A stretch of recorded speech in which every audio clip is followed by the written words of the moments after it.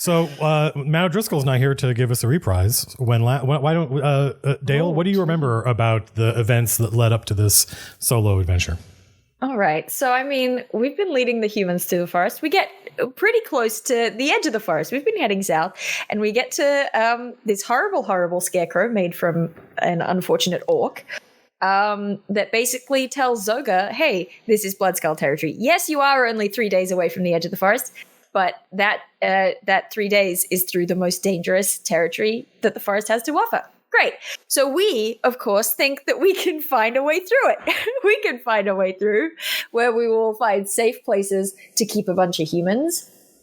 And I don't know, I guess we were just like over-reliant on Zoga's estimations of things. And we came to the conclusion that we would be able to storm a Bloodskull hobgoblin sort of mini stronghold, like a watchtower. Yeah. And we thought we could clear it out, kill all the hobgoblins, and then we would have sort of a fortified position where we could keep the humans safe while we went and found the next spot. Super good plan. Super good. Yeah, it's super good. I mean, I feel like the plan of finding safe places to pocket the humans for brief periods of time was not a bad plan. It was a tricky plan, but it wasn't a bad plan. I thought it was super good. Yeah. And the idea of like dividing and conquering the hobgoblins in the tower was not in and of itself a bad plan. It just, we did not think there were that many hobgoblins in there. That was the only flaw in Zoga's plan, was he drastically underestimated the number of Bloodskulls. Yeah, I think that we thought it was going to be about half as many as it was. And we killed a lot of them. Yeah. We killed a lot. It would be, if you're ever going to take that tower, now would be a good time to do it before they get reinforcements. Yeah. And then on top of that, unfortunately, our plan to divide also didn't quite work through no one's fault. No individual person. No, I don't think anybody failed to do anything. Yeah. And yeah, I don't know. It was a very, for anyone who hasn't watched it, just you wait, you're in for a treat. The whole combat over 2 sessions trying to take this tower was just so freaking dope. It was just constantly like something goes wrong and we manage to overcome it. And we start to think that maybe we can handle this.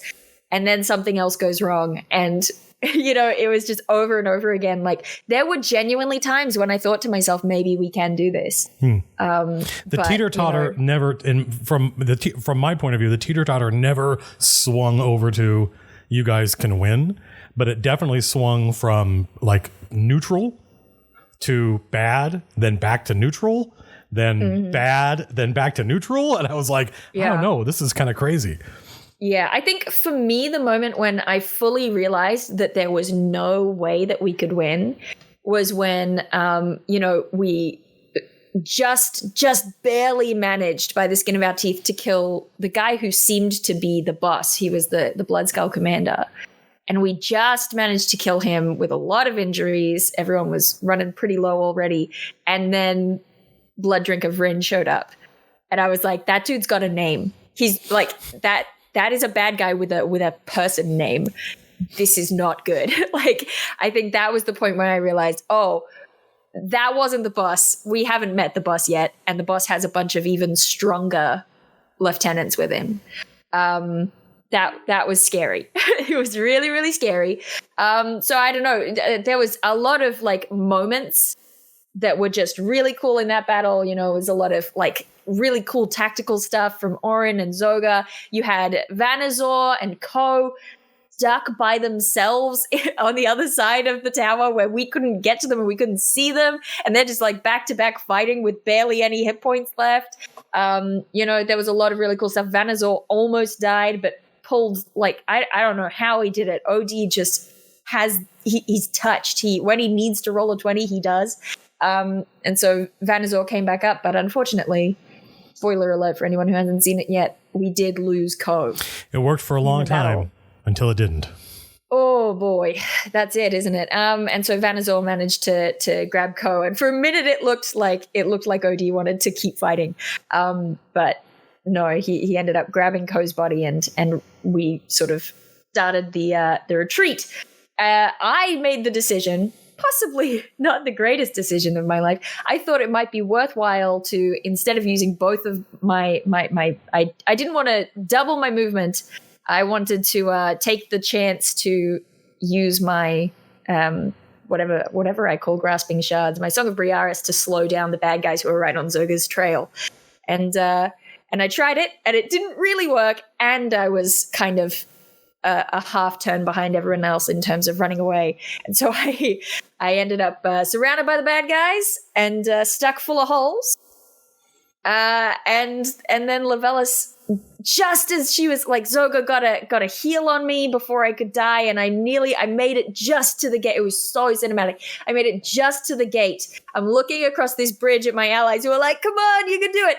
And then I got hit with several of the black arrows, the mysterious black arrows that we've been dealing with throughout the adventure. And the next thing I knew, I was all by my lonesome in the shadow. Well, not the Shadowfell, in Equinox, which also known as Twilight, or the Twilight Realm, or just Dusk. Right. The Dusk world is one of the terms people use for it. Which is not something that Lavellis knew was a thing. Like when we first started investigating this stuff, I literally rolled an Arcana check to see if I knew anything about it, and I rolled badly. So it's very obscure knowledge. So here you are in the realm of Equinox, and I don't think you've seen this place before. Only Orin has been there. Yeah. So it looks, it's not nighttime, but it's definitely not. It's much closer to nighttime than it is daylight. The sun is out there somewhere. It's just on a distant horizon. And so it sheds thin light. And it is surprisingly vibrant with color. Like these, but the colors are all bioluminescence. Oh. And you are standing in the ruined gateway of an ancient Ghoul watchtower. And it's, in the same. Is it more ruined than it was in the other plane, or is it? Yeah. Oh, it's more ruined. Like there's no the inner levels, the floors that make up the different levels of the tower are all rotted and collapsed. Oh, so if you were to turn around and walk back into the tower, first of all, there would be a lot of rubble and stuff. And then you could look up and you would be able to see the sky. Okay. And there is no drawbridge, but the moat that was dug has kind of filled in with just detritus and scree and stuff. Okay. And you see there's a distant ruby light, deep crimson light coming from somewhere in the forest beyond the tower that you're at. And you can't see the source of the light, but you do see fingers of light stabbing out through the forest between the trees. And there's like this mist on the ground that is what catches the light and reflects it so you can see it. Right. And you are aware that there is something nearby that whose awareness is activated by your presence. And you have this sense like adrenaline starts to rush. There is something nearby that knows you're here. Right. Okay. When you say that I'm aware of it, mm-hmm. in the sense of like, is it a magical awareness? Is it just that feeling that something's watching you? Yeah, you know that feeling. Is it like Darth Vader? That somebody behind you is staring at you, and you turn around. Yeah. That's that feeling. Oh, I don't like it. I'm going to be honest with you. I don't like it. But you can't see any creature around here. Mm-hmm. Oh, no. Okay. You're badly wounded. I think you have about... I'm super wounded. 14, 12... I don't remember how many points you have. Not a lot. Let me see. Not a many. I can't do maths. What's 34 minus 23? Yeah, it's a 7 and 4 9? is 11. Is it 9? 11. It's 11? Yep. Oh, I did it the wrong direction. I have 11 hit points. Okay. So, okay, this is what's been playing on my mind over the last, let me just like catch you up on where my brain is. Sure. I would love to know about your brain. Yeah. Yeah. Yeah. I'll tell you about my brain. This is what I haven't been able to stop thinking about. Okay. So I cannot fight. I am tapped. Not with that attitude. I don't have the skill to hide. We've learnt that many times. So I feel like my only option is to run. But at the same time, I feel like, where am I at? I'm stuck full of arrows. I'm by myself. I'm trying to think, like, I mean, if this thing is nearby, I don't have time to, like, stop and panic, right? Like, I have to get somewhere. No, you should definitely panic on the run. Yeah, that sounds great. Sorry, yeah. Don't take that as advice on what to do. You described it at the end of last session as being aware that something has my scent. Okay. Yeah, we've got this red light. You're being hunted. This is where I'm torn, right? This is what I've been thinking about, okay? Because I'm like, simultaneously, part of me is like, I'm stuck and alone in this place. Like, my instinct would be to sort of run towards comfort, which the closest thing in this place is like trying to head in the direction that in the other realm, Memory of a Lover's Tear was. Gosh, that would be awfully far away, though. Right, that's it. Exactly. It's that was like that was many days of travel, which is not good. At the same time, I have a certain curiousness about this. I've been very invested in sort of I want to figure out what's going on with this place and the Shadow Elves. And so there is something about seeing this red light that makes me go, I want to know. And then the third thing is just, if this thing has my scent, I got to find water. But I don't, like, literally the only thing I still have, I think, that I can use is I never used the Hand of Fate ritual, but I think it takes 10 minutes to cast, and I don't think that I necessarily have 10 minutes to sit down and pull arrows out of my back. It depends on how far away whatever it is. Which I don't, there's no way to know. Nope, no way to know. There's no way to know. Nope. There's no way to know. Okay, is there... I mean, you would know if it was nearby, for instance. I mean, that's what you said, though. You said that it was nearby. Well, yeah, that's a good point. You would know if it was close. But what is nearby? You would know if it was close. What is nearby, really? Right. Okay. Nearby is 2 range increments away. You would know if it was. You would know if it was close, and you would certainly know. If it was 1 range increment. You would certainly know if it was in your immediate vicinity, because you'd probably be able to see it or hear it. Yeah. Are there any staircases intact? There were staircases in the Archer's Towers that headed up to the next floor, right? Yeah, there is a staircase that leads up, but it doesn't. But where it went is gone.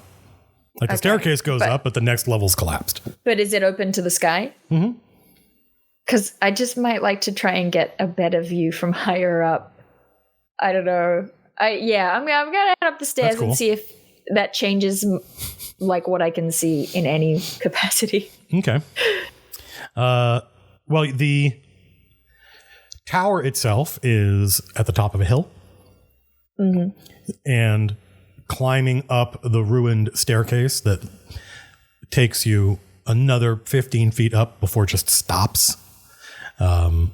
The wall. I should probably pull these arrows out of my back, but I pulled the arrows out of my back. You have 2 black arrows. Yep, cool. And you feel like pulling them out of your back removes some kind of, there's this like fell taint that is no longer inside you. Okay, neat. And you are able to look out over the tops of some of the trees. Some of the trees are larger than others. And you can see the source of the light. Oh, what? You can see the source of the deep red crimson light. What? Where's the source? What is the source? Can I see what it is or just where it is? You can see what direction it is. Mm-hmm.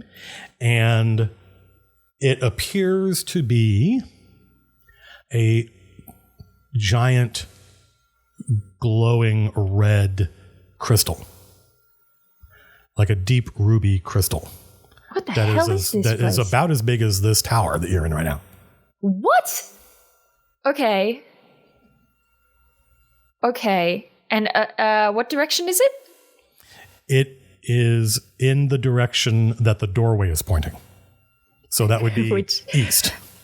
East, okay. You don't have any reference really, right? You don't have a compass. No, but I mean, in general, we were headed south, so I don't know. I feel like I've got an inaccurate map in my head. If you remember the map of the tower that you guys were assaulting, the last map you saw, it's to the right. Okay. Yep. Okay. All right. And about how far away is it? It's hard to tell because it's dark. Right. Distances, you don't have like a rangefinder or anything. But it's certainly, it looks relatively close by. Like if it were any farther away, its light wouldn't be able to penetrate the trees. There'd be too many trees in the way. Okay.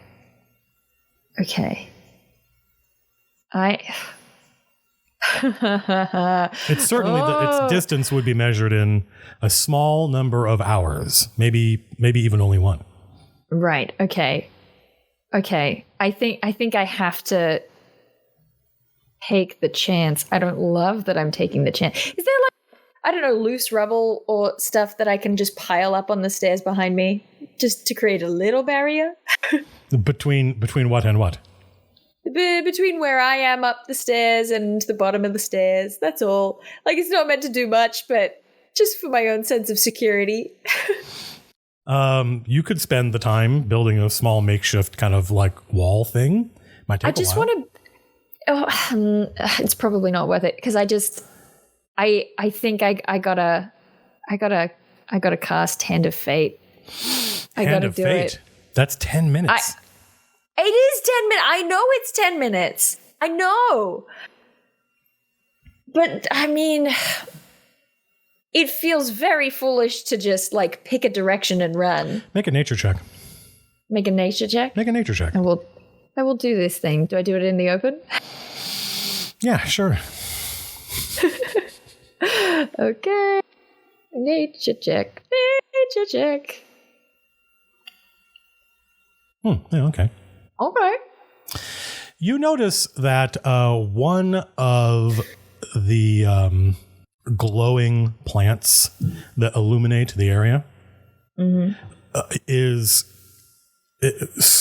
you've never seen it before, but you've heard about it. You're pretty sure it's a extinct elven. Oh my gosh, I'm like Laura Dern in Jurassic Park right now. Sure, yeah. It's an extinct elven. It's an extinct elven herb, and it is glowing white. And you might have to make another. You might have to get closer to know more about it. Okay, but it's probably it's growing off of one of the trees at the edge of the clearing, and there's It's referenced in some of the rituals that the Woad Elf invokers know. So it's like these terms, this terminology, references to plants. It's almost like the Voynich manuscript. These references to plants have been handed down since before there were humans in Orden, but now a lot of these plants are extinct. Right. Like the Egyptian Book of Life or Book of the Dead. Well, yes. I pick one or the other. It's really important. Okay, all right. How long is a short rest in 4E? That's a good question. Let's find out, everybody. Because if it's less than 10 minutes, I'll do that instead of a ritual.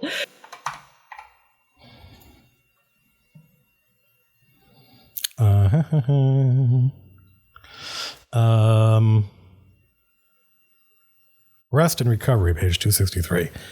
God, this index is so on, good. 5 minutes. Short rest. Come on, 5 minutes. 5 minutes. Yes, 5 minutes.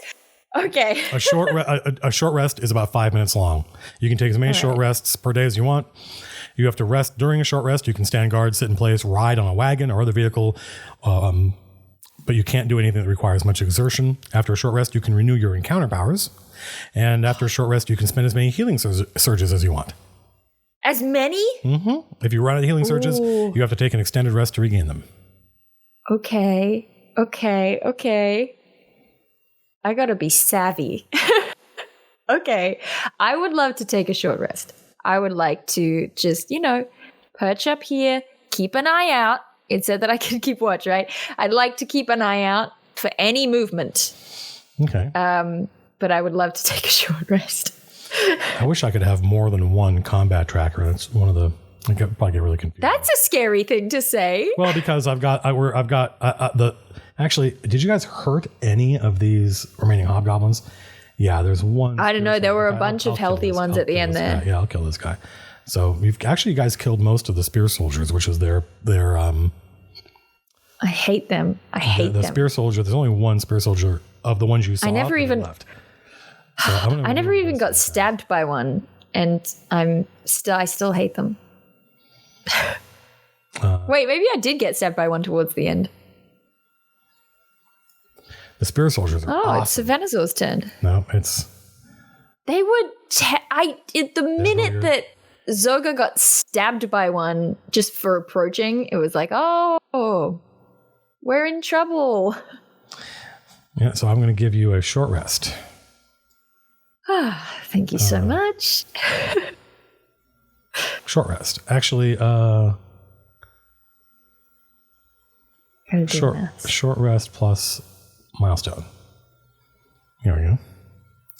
So you can spend as many surges as you want. Okay. So I'm going to spend... Okay, so here's 1. That takes me to 15. 2. You only have 7 damage right now. Yeah. That's... I mean, okay. And what do you get? Okay, what do you get on a healing surge? What's it worth to you? 8. 8? Oh, right? Okay. So you'd only be wasting 1 hit point if you did it. Another one. Yeah, right? And I would still have 3 healing surges left. Yep. But I'm very... Because I don't think that I can, take a long rest at any point during this. Okay. I think I got to do it. All right. Okay. I take the time. I patch up my wounds. I make sure to cover my arrow holes. Cool. Do me a favor. Cool. Yeah. Make an insight check. Okay. Wow. But you once told me it's true. that there's no such thing as an automatic failure on skill check. It's true. And I'm clinging to it. Yeah, I think that's true even in 5th edition. There's the only thing you can critically fail is a attack check. Same thing with a crit. In fact, I think there's a growing movement of people that think that skill checks should crit. But that's not for me to say right now. Well, the DC was only 10, so you succeed. Okay, the thing that is coming after you is now 1 range increment closer. Oh boy, we gotta go. It's no longer nearby. It is now close. It is now close. Okay. And do I have any sense what direction it might be coming from? Nope. None? None. I don't like this. I don't like it. Dale's brain is like, go find water, try and head upstream or whatever. Downstream, whichever one you're meant to do. It's probably not... but I don't... Go ahead and make an Arcana check. This is a pretty typical solo play. A lot of skill checks. Because, also just based on the, the rough beast slouching towards Bethlehem tweet you made, part of me is thinking that it's not necessarily hunting me in the way that dogs do.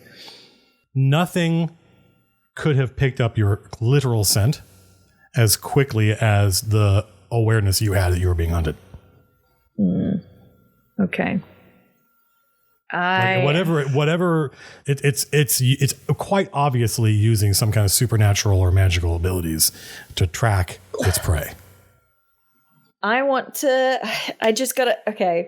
There has to be some way out of here. There has to be some way out of this place.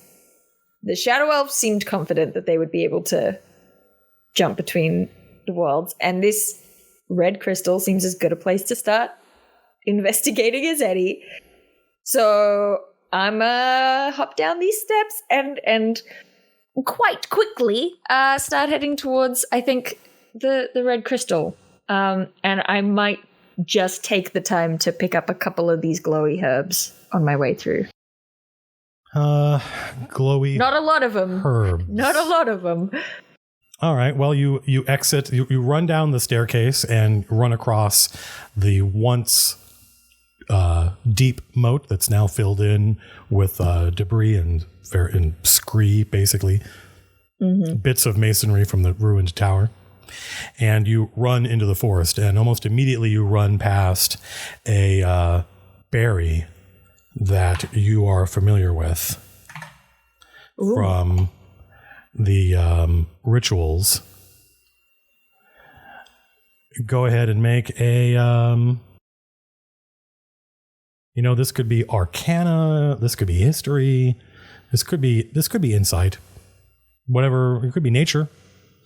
Okay. Well, if it can be insight, no, insight is discern intent and decipher body language during social interactions. Okay, so not. I actually use insight because it's wisdom based. I use insight to be like, I've always felt this way, that insight means like a flash of insight, right? Like connecting two dots that you might not have connected. But I think this would be more like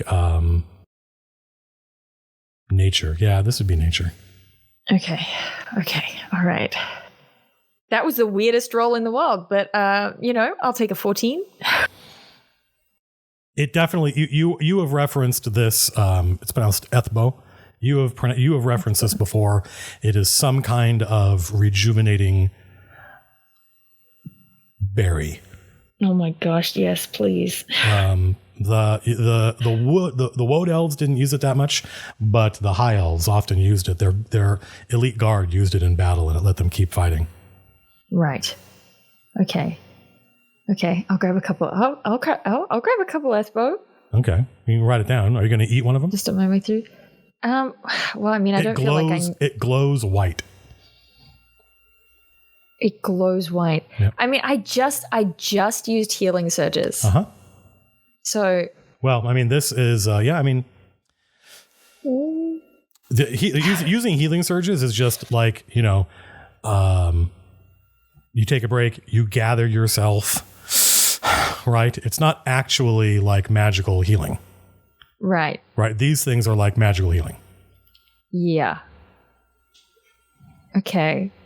But like mechanically speaking, what would happen if I'm at full health from healing surges? I mean, mechanically you don't, Levelis has never played 4th edition before. No. So Levelis can't articulate what it would be. But it's I think you also notice there's several different plants that grow naturally in this area that have various luminescent properties that you can see. You notice the leaves of this one fern they're currently behind a tree nearby glow blue. Oh my, okay. So wait, we've got extinct stuff, but also the tower is more ruined. So we've got elements of the past and the future. That's fun. I'm going to save the Ethbo for now. That's fine. It's yours. You can just run with it. What number should I put next to my entry in the inventory? How many Ethbo berries did I grab? Roll a d4. That's how many there are. That's a lot. Hey! That's pretty good. Yes! My Ethbo babies. Okay. So that's something. Yeah. I just want to, I don't know. I as much as I feel like I want to stop and just like start taking notes on this stuff, because like if I've read about this in the context of rituals and this is like sort of ancient remedies and stuff, I want to stop and like do as much as I can with them, but I just don't think I can. I think I just got to grab stuff on my way through that seems useful and just keep going. So I'm gonna keep going. I got my ethbo berries. Okay. Trying to reach, keep towards the red beams. Trying to reach the whatever that giant ruby crystal thing was that you saw. Yeah. Trying to reach that before the thing that's tracking you finds you. Oh no. Is going to be a skill challenge. Oh, okay. So, oh boy. This one's going to work a little bit differently than normal skill challenges since there's only one of you. Yeah. This is a relatively simple skill challenge, or I should say low difficulty. You need to get, although actually now that I think about it, yeah. You need to get 6 successes before you accumulate 3 failures. Okay. 3 failures means the thing that's tracking you finds you. Okay. That's bad. That would be quite bad. Okay. You can use any of your skills. It doesn't matter if it's trained or untrained. Okay. But you can't use any one skill twice. Okay. And there could be rewards like typically an extraordinary success, or I should say an extraordinary result on your roll might grant 2 successes. Okay. Each success increases your distance from the thing that's hunting you by 1 range increment. Okay. All right. Okay. I feel so like it's up to you to pick a skill, and the fun, to me at least, of the skill challenge framework is that I set up what the challenge is, and then you use your imagination to come up with different ways to leverage your skills. Like if you're really good at something, how might you use that skill in order to gain a success? Because you can't use the same skill twice. Right. Okay. Wait, I gotta read exactly the definition of some of these skills for a second. Well, we're free. I have a somewhat broad, as you know, with insight, for instance. Insight says, you should be able to tell if somebody's lying. But I'm like, no, insight should be broader than that. It should be like, right. So we're capable of giving broad interpretations to skills, and also like athletics and acrobatics. There's a lot of overlap there between those two things, Yeah, I can guarantee I won't be trying to use either of those. But insight is a good example because I was just looking at it. So it says you can discern intent and decipher body language. Mm-hmm. So this might be too broad a definition of insight. But could I maybe use my knowledge from things like hunts back in the Woad, mm-hmm. The knowledge of how beasts tend to move through woodland terrain to try and, I don't know, avoid the path that a beast is expected to take? Does that make sense? Like how people who are lost in the bush tend to, travel downhill, that sort of a thing? Yes, but I'm going to set the DC based on the fact that you don't know. I don't know what's what it chasing is. You. Yeah. Right? Okay, that's fair. A tiger is going to hunt you a lot differently than a gorilla would. Yes. Okay, that's fair. So yeah, you could definitely use insight to take up to recognize if it's anything like this kind of animal, it would definitely have a hard time with this kind of terrain. So I'm going to use that. Right. And I'm going to be kind of thinking, okay, well, clearly it's a predator, trying to narrow down stuff like that. Yep. So it's not going to follow deer paths. Smells kind of xenomorphy. Sorry. Yeah, Sorry. Dale and Matt have seen a picture of it. Lovelis has not. Oh, okay. I think that's fair. I'm gonna try that insight. Okay. Okay. Oh, fates be kind. Wow. Why am I being punished? That's funny. That's your second. That's your second one in a row. The good news is you are plus 11, and I'm going to drag this onto the skill challenge tracker and see what happens. That did not work because it needs me to drag it. This is dumb. It needs me to drag it actually onto. Oh, sorry. hang on a second, I put the emphasis on the wrong syllable. There we go. Now will this work? Inside. Yay, it did.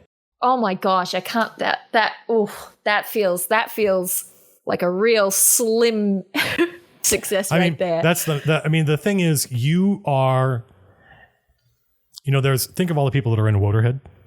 Yeah. Right? Think of Zoga and none of them are equipped for what you're trying to do. You are a Woad elf and you are in a Woad. Yeah. Right? This is dark and weird as it is. This place is a lot more home-like to you than the Bloodskull territory, for instance. Yeah. So, even rolling a 1. Okay. You find yourself, you're able to thank goodness for plus 11. You find a river. And there are there's two trees each on either side of the river. Their branches extend but don't meet. But between the branches are growing almost like a nest of vines. Oh. And as soon as you see that, you intuit that there's no way that either whatever's chasing you, unless it can fly, whatever's chasing you would have to ford the river or try to cross the vines, and it's probably heavy. And you are thin, lithe, light. Remember how you're like very skinny. Yeah, you're just a couple of Vinces big. Yeah. So okay. Dancing along. How strong is the current in the river? You can't tell. How are you going to tell? Oh, you're gonna jump in there and try to swim? You know Pooh Sticks, the game? No. From Winnie the Pooh, you throw in a stick into the river and you race them like boats. I'll just chuck in a twig and see how fast it goes. It's not moving that quickly. It's more it's more just water is going to slow you down. Right. Okay. Right. Cool. And and it's going perpendicular to the direction you're trying to travel in. Gotcha. Yeah. So you're able to run across the vines, knitting together the two trees. And while you're up there, you notice. And they don't try to suck my blood? Nope. Nope. Good, this isn't. Good. This isn't that kind of woad. That was the woad. The place that you were in. That anti-woad is very different. It's very different dangers, than this place. This place would be quite nice if not for the fact that something's hunting you. You notice these violet flowers that grow along the vines. And they're full of this glowing blue nectar. Ooh. It seems familiar. Can I? Yeah. What kind of check? This is another one of those nature check. Yeah. Okay. This is another one of those plants that's now long extinct. I'm not sure. Plus 8. Yeah, I guess if you rolled a 1 on a plus 8. Okay. You notice, and there's several of them. And one of them, there's a bumblebee that's about as big as your head. Is it at least cute? It's adorable. It's a big furry bumblebee that is kind of going and sucking down some of the having a good time. Some of the nectar, and when it's done, it goes and it flies away at surprisingly fast. Oh, okay. Okay. Do I know what kind of rituals and stuff it would be used in, if indeed it would be? It's referenced a lot in terms of a kind of time dilation. Remember, these elf rituals can be very esoteric and mystic. Right. Okay. And they take a lot of, one of the problems with communicating with humans is that they tend to be very, incredibly literal in ways that are somewhat baffling. Yeah. And so your lore, it talks about, experiencing 4 seasons in one day, that kind of thing. Yeah. Which is a really good Crowded House song. Okay. All right. I'll grab a couple of those. You can pluck one. There's no way to really preserve the nectar. Right. What if I What if I? I mean, wait. You said yeah. Are you going to pluck one? I am going to pluck one. Okay. 100%. You notice that it's they're little tiny, really, really, really, really tiny dots. You can see through this violet flower because of the blue glowing nectar inside. Again, there's a lot of bioluminescence around here. Right. And these tiny, tiny little pinprick dots. And from each one of those dots, there's they're like tiny little nucleation sites. That's not language Levelis would use. But the liquid inside is fizzing. It's fizzing? Yep. I mean, this is not how I in the real world would judge things, but it didn't kill the bumblebee. Nope. I'm going to drink the nectar in the name of science. It is cloyingly sweet. Obviously, very high nutrition for bumblebees. That makes me happy. And save the bumblebee. You notice that you can still see this bumblebee. He's trying to get away from you and go find some flowers that are a little bit farther away that you're not going to annoy him about. And the bumblebee seems to be moving normal speed now, like normal bumblebee speed. Oh, okay. Your speed increases to 8. Whoa. For the next 8 hours. And it gives you advantage on athletics and endurance tests. Oh, what? Yep. And advantage is +2. Correct. So you have one success. You have in your skill challenge. You have increased the range increment between you and the thing that's hunting you, but it's still coming after you. Now what? I just want to make the most of this speedy while I got it right. Sure. Yeah. So I mean, I'm very sorry that this particular one is going to be boring. Look, if it's stupid but it works, it's not stupid. Right.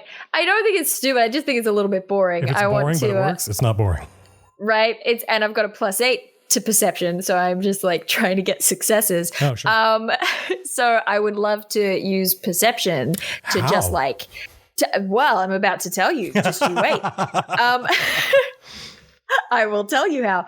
I just want to be like basically sprinting through the forest, like going full deer, full rabbit, but like ears and eyes absolutely focused, just like pure, like watching ahead, making sure that I'm like every like tree stump that's on the ground, I know to dodge around it. Every like listening for anything that's coming my way, but in particular watching and like really carefully picking my path ahead of getting there. Does that work? Yeah, so go ahead and make a roll. Well, I don't know if it works. Right. We're going to find out. We'll find out. Here comes the 1. Woo! So that is perception.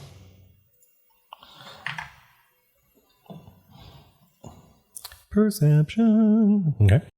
Trying to get a little distance. As you run as fast as you can through this alien territory, that it not only is it's a forest you've never been in before, with plants and trees. You're surrounded by the giant black-skinned ebony wood trees that the arrows are made out of. It's very difficult to parse the information, but thanks to your superfluous ears and your giant eyes, you notice at one point a fallen log, and you're going to just jump over that log, and then you notice with your extraordinary perception that underneath the log there's a little bit of space that's hollowed out, like you can see under the log, and that is a telltale sign of a pit on the other side of the log. And so at the last second, instead of jumping over the log, you jump a little bit earlier so that you land on top of the log, and then you see this quite large, almost like a pit trap that is right on the other side of the log, and you were able to jump over it no problem. A natural pit trap? Yeah. Okay. It's just a huge hollowed out space. Like there was probably some like... Because I feel like I'm already dealing with the xenomorph. I need it to not be able to make traps. It's possible that this is some kind of old actual game trap that somebody made, like an elf made, and it was a long time ago, and now all that's left is the hole. But you're able to detect its presence and jump onto the log and jump over it. Okay. Where almost anybody else, certainly any of the other members of Rotorhead, would have just gone, oh, I can jump over this log, no problem. Ah! And broken a leg. Right. Gotcha. You notice growing on one of the there's the ebony trees have these small. They're at the base of each of these trees. There are these kind of waist high, glowing blue ferns. Are they like the other fern that I saw? Yeah. Okay. All right. Let me do my nature check to see if I know what this is. I think as long as you don't roll a 1, I don't think it's possible. You're fine. 20 is no problem.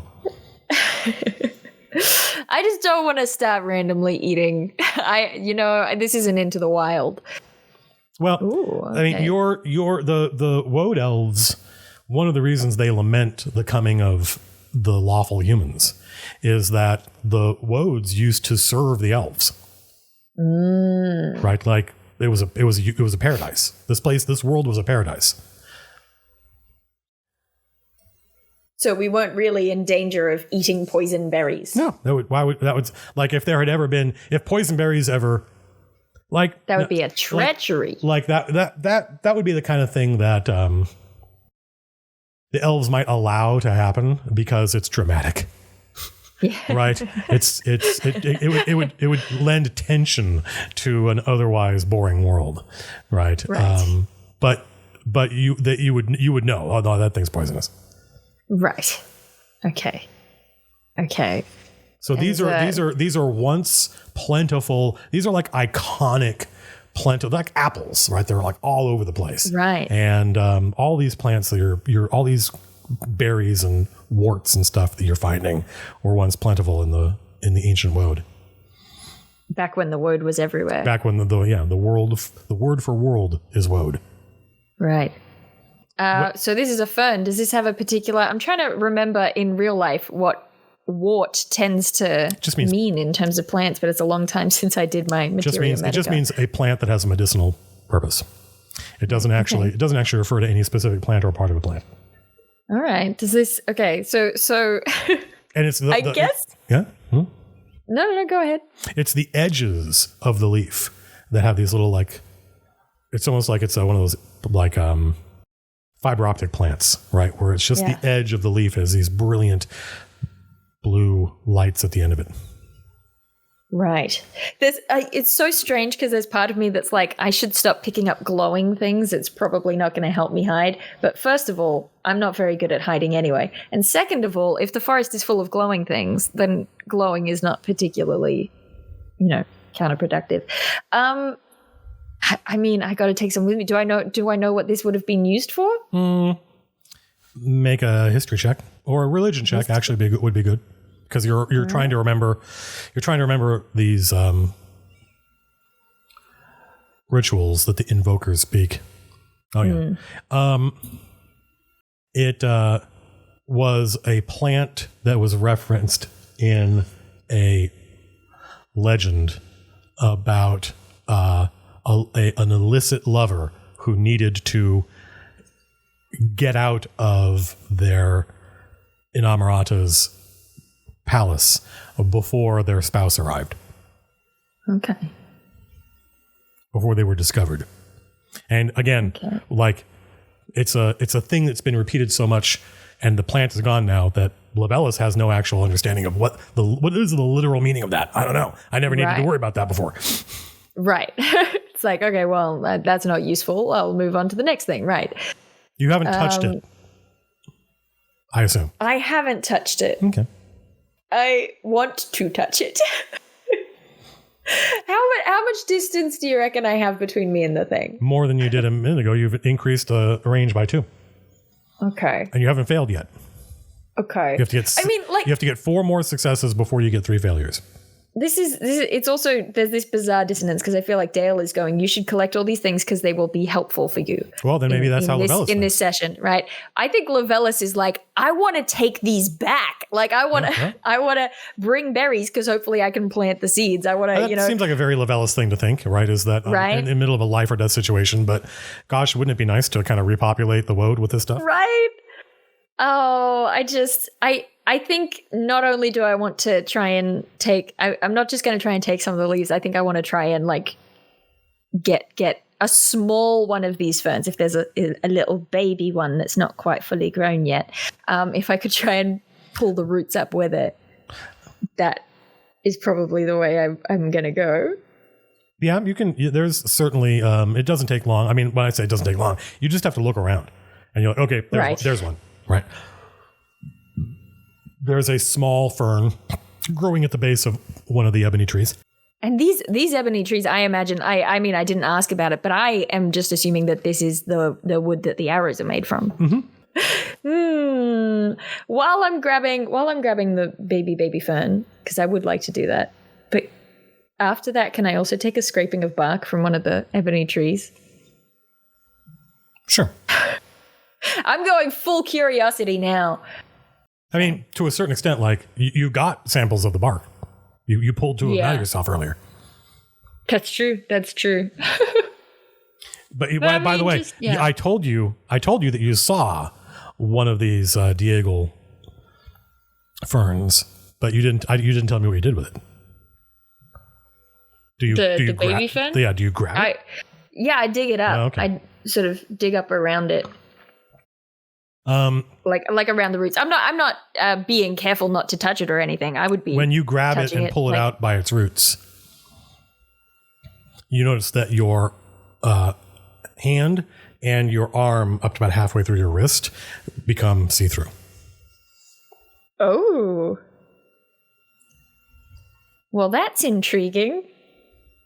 Yeah, but you haven't eaten the leaf. No. Okay. So, once I see that, I want to make sure that I have, the baby one that I've pulled up by the roots. But I'd also like to just pull a couple leaves off any other one nearby. Yeah. Okay. Diego wort? Is that how it's? Yep. Okay. With roots, I'm making 2 entries in my inventory. Okay. And how many leaves would you say I have? 5. Actually, roll a d6. Okay. Leaves. I started typing leaves with an R, which is not how you spell leaves. Roll a d6. But it is how you spell levers. It is. You get 3. You're able to harvest 3 leaves without them. You're a little nervous, so there's 1 or 2 leaves that you go to pluck, and then it just kind of disintegrates into pieces. You're like, fuck. Mm-hmm. And so you're able to get 3 of them. Okay. Cool. All right. Okay. Oh, and I got that bark. I should add that to my inventory as well. Because if I survive, I would like to be able to bring stuff back. I mean, you're running towards some giant crystal, glowing ruby crystals. That could be good or bad. But if it's good, then you're a third of the way to successfully getting there without accumulating any failures. Yeah. Okay. This is a bit of a weird one. I would love to this is how I'm picturing it. When I was patching myself up, I made sure to bandage my wounds really securely. I don't know, maybe I would have had, I don't know, any medicinal herbs in the area, I don't know, to add in to kind of act as painkillers or something. I would love to try to use a heal check to say that I'm just I'm not held back by the pain of my injuries. Does that make sense? Yeah, you're not experiencing. No, I mean, you rested and you healed yourself up. Yeah. So you're not experiencing any negative side effects from what went before, other than the fact that a lot of your powers aren't. But then I guess that doesn't really make sense to use that as the next skill in the skill check, though. That's not going to help you get closer to the No. the Okay. giant crystal. Okay, let me see. What have I got that is not dreadful? Okay. Well, diplomacy. I'm You gonna used insight and used negotiate. perception. Yeah, diplomacy is going to be tricky. I'm gonna negotiate with the xenomorph. It'll be great. Okay. I mean, la la la la. You have really good engineering. I do. How? Let's see what dungeoneering says. You have picked up knowledge and skills related to dungeoneering, including finding your way through dungeon complexes. Okay. So this seems to be talking specifically about like literal dungeons. How would it apply to? Also, you haven't used nature. You haven't used nature yet. Situation? Oh, that's true. I haven't used it. I keep forgetting because I've used it for other things in between. Yep. I should probably use nature. Yeah. How would I use nature? I would use nature. Well, yeah, good question. To say, would I have knowledge of like, the way that trees and plants tend to grow together in terms of like, wait, would this work? Wait. We mentioned deer tracks earlier. Yeah. Would I, be able to use nature to kind of try and identify those natural sort of highways through the forest? Oh, sure. That animals kind of form over time. In fact, I think nature is like the number one check that gets. It's like of all the different skills, I think nature is the I want to find my way through this forest check.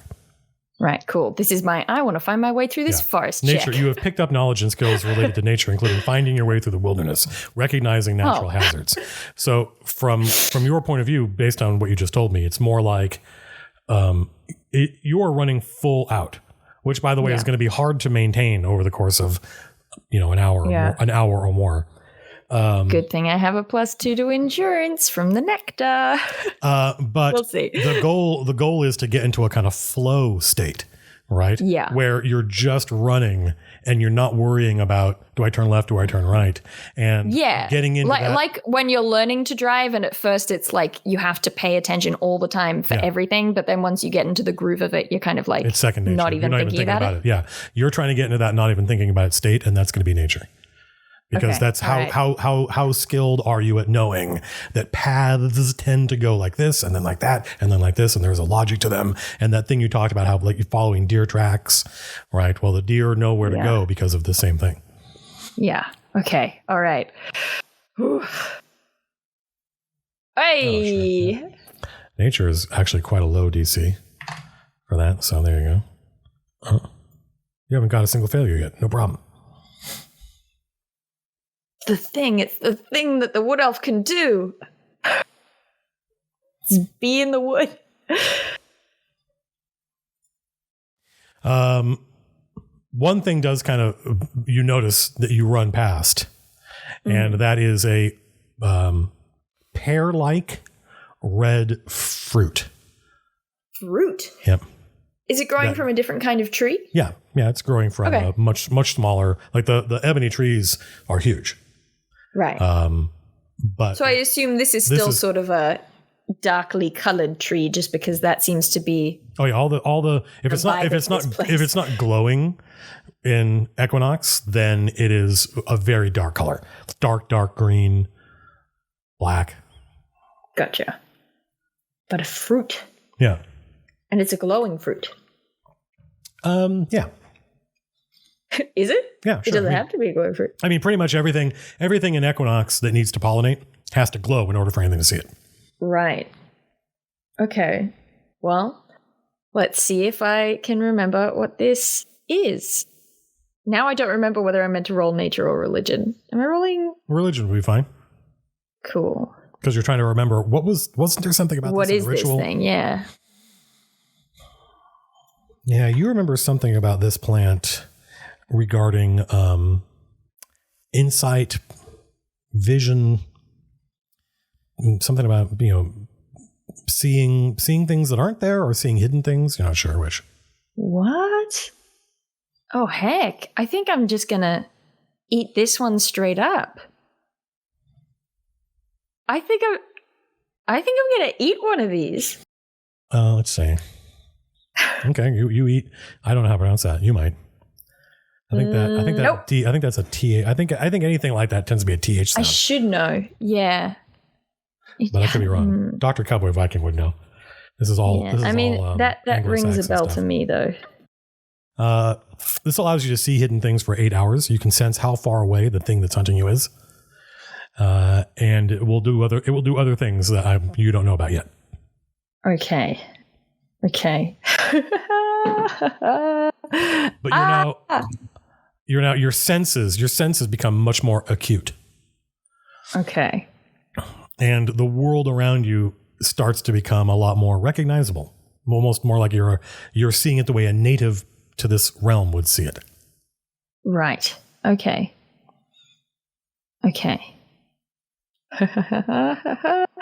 And did you say it gives me an idea of how far away the thing hunting me is? Mm-hmm. How far away is it? It's pretty far at this point. You've over the past 3 skill checks, you have accumulated a significant lead. It's still hunting you though. It's still aware of you. It can still sense you. And I get the distinct feeling that it will continue to hunt me. Okay. All right. I will take exactly one other guessithness. Guessithness. That sounds good to me. That sounds good to me. It's a red pear. A red pear. Yeah, well, put one of those on your character sheet. I will. Exactly one. Precisely one. One and no more than one. Yeah. I'm going to call it a guessy pear because I don't know how to find that symbol on my computer. All right. Can you not just like copy that and paste it in or just drag it on your... I probably could, but I 100% could. Well, there you go. Yep, there it is.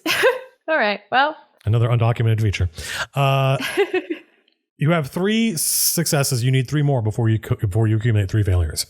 And you're in this skill challenge. You are aware that your mastery of this forest is better than this thing. Like whatever it is that's chasing you, you're easily increasing the distance between it, and it doesn't appear to be very difficult. Okay, that's interesting. That's very interesting to me. Okay. Well, I think it has a lot to do with the fact that you're a wood elf. Like if Zoga were the one who was hunting, it would be very different. Well, I mean, if it was Zoga, he might be okay. I mean, how much does this woad resemble the Black Forest? Unfortunately, you're not an expert in that. I don't know. It's just something that Levelis wonders on the way. Well, Oren described it as having the same basic landmarks. Right, the river was in the same place when you guys. Right, and when the tower was there. The tower was in the same place. It's just not in the same condition. And the trees are different. So I would say that it's a good rule of thumb that the it reflects it, but it's not the same. Correct. Yeah, the more prominent a landmark is, the more likely it is to be here in Equinox. Right. Oh, that's cool. Okay, I like that. So I've used perception. I've used nature. I've used insight. Yep. Got to come up with 3 more. Got to come up with 3 more. Okay. Well, okay. All right. This is where it starts to get interesting. Okay.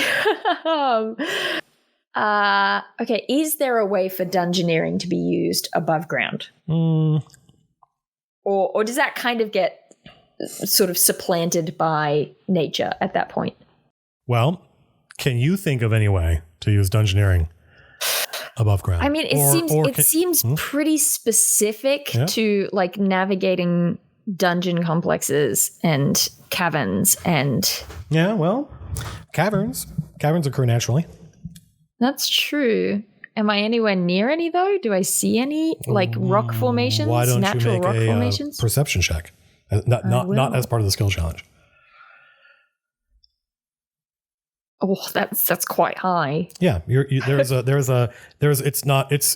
not much larger than like a rabbit warren, but you do find a entrance to some sort of underground complex. Probably natural. Ooh. Probably natural. Do I?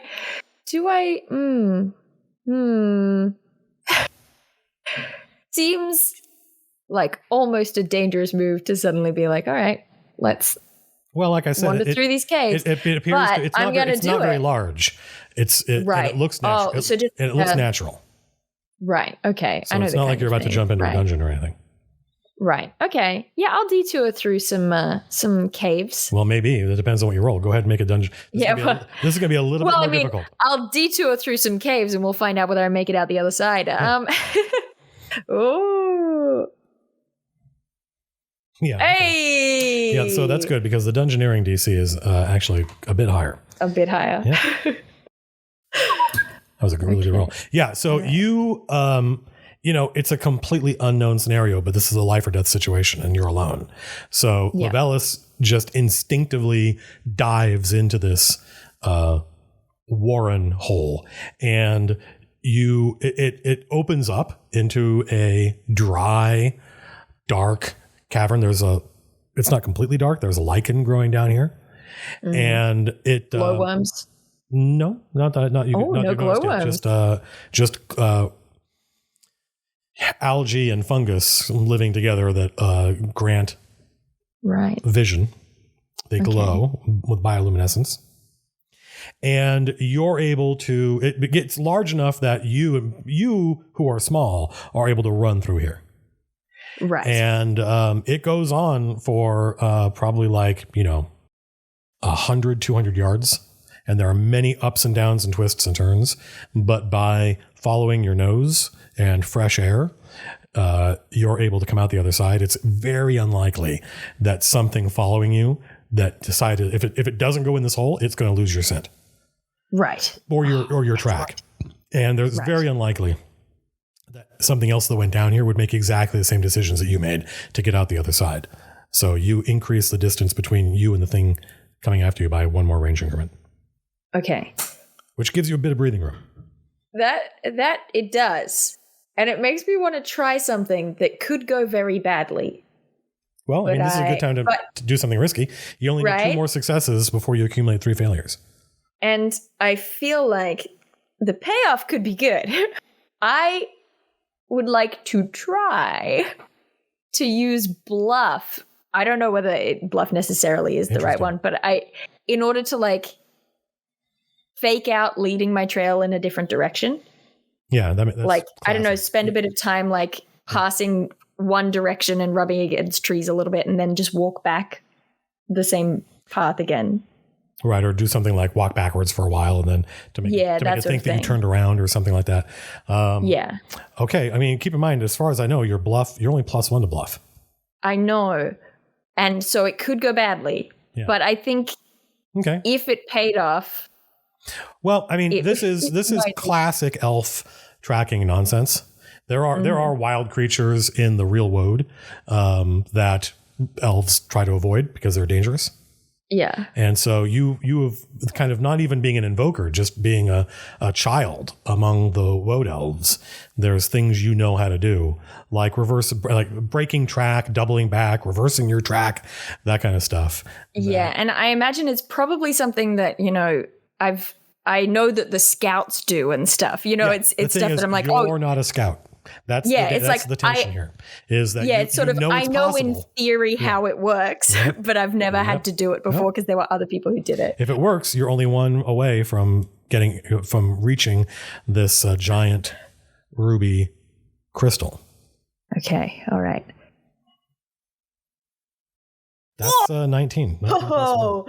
Yeah, this actually wasn't difficult. Like I said, it's something elf kids learn, but you are not that good at it. So 19 is what you need. So you have 5. You are now the entire forest around you is now very brilliantly illuminated by this deep ruby red light. Okay. And you can see the top that fog? Oh yeah, it's everywhere. Okay. All right. You can see the top of that crystal. It's almost like a giant meteor or meteorite made out of ruby. Okay. And you can see it. You can see it over the tops of the trees when you look up. You're very close. Okay. And the thing that's hunting you, I have to stop. I can't say its name. The thing that's hunting you is now quite far away. At least one thing you've done, you don't know which, has baffled it. Okay. That's good. That's good. That's very, very good. Which means that this, like I said earlier, this place, not that different from where you grew up. Yeah. I don't know whether this is like part of the skill challenge. I kind of, as a separate thing. Mm-hmm. Just before I get too close to it, do I know of anything in any of the old Elven stories about a big glowy red crystal? Nope. Like nothing. Okay. Nope. Okay. Well, then I guess I just keep going. I'm this deep. I feel like at this point, I've been running full pelt for a while. I feel like it makes sense for endurance to be part of the makes sense to me to see if you can push on, keep running. Humans are really good at distance running. It's not something else I'm really worried about. Yeah, we're sprinters. Oof. Nope. Oof. You are. I get tired. Wait, did you give yourself your +2? Yes, I did. It's already built in. I did. Yeah. Okay. Unfortunately, the endurance DC is 10, which is not very high, but it's higher than what you rolled. You've accumulated one failure. So the yeah, you're tired. Yeah. You're right.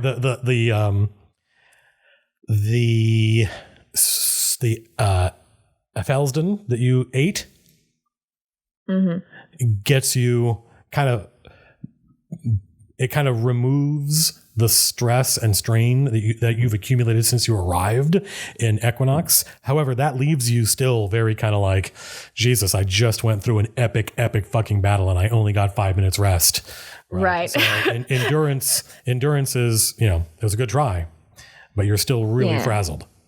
Adrenaline and drugs got me some of the way. Yep. Okay. All what right. else you got? What else do I got, right? Ow. Oh, I just got a foot cramp. Ow, ow, ow, ow, ow. See, that's what happened. Low endurance. That's a problem. Ow, yeah. The real world is like, just so that you're really engaged with the story. Yeah, let's make you feel it. It's virtual reality. Ouch. It won't go away. I'm going to stand up so that, you know, when you have to stand on your tippy toes to get rid of it. Anyway, that's what's happening right now. Sorry to the people watching me on stream. Okay, let me see. Okay. This is cool. I hope you're having a good time. I'm having a great time. I'm glad we're doing this. This is super fun. This is really exciting. Okay. So I've bluffed, I've dungeoneered, I've done endurance.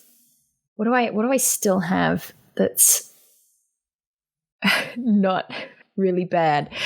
Okay. I like this. This is good tension. You started with the stuff you're really good at, which means now here at the end. Now when it matters. Yeah, we're getting into oh God, I don't know. This is going to be tricky. This is going to be tricky. This is going to be rough. Okay.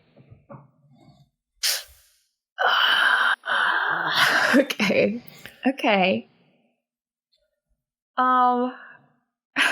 This is a little bit, I don't know what the word is. Twee, maybe?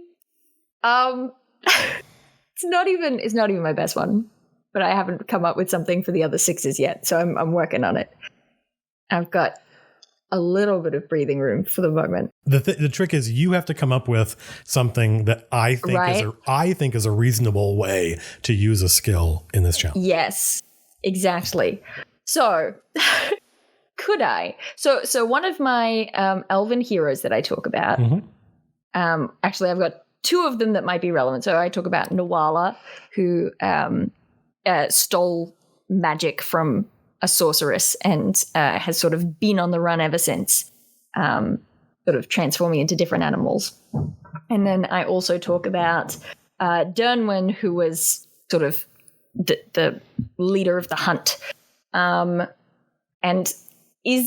could I, this is what I mean when I say it's a little bit twee. Could I,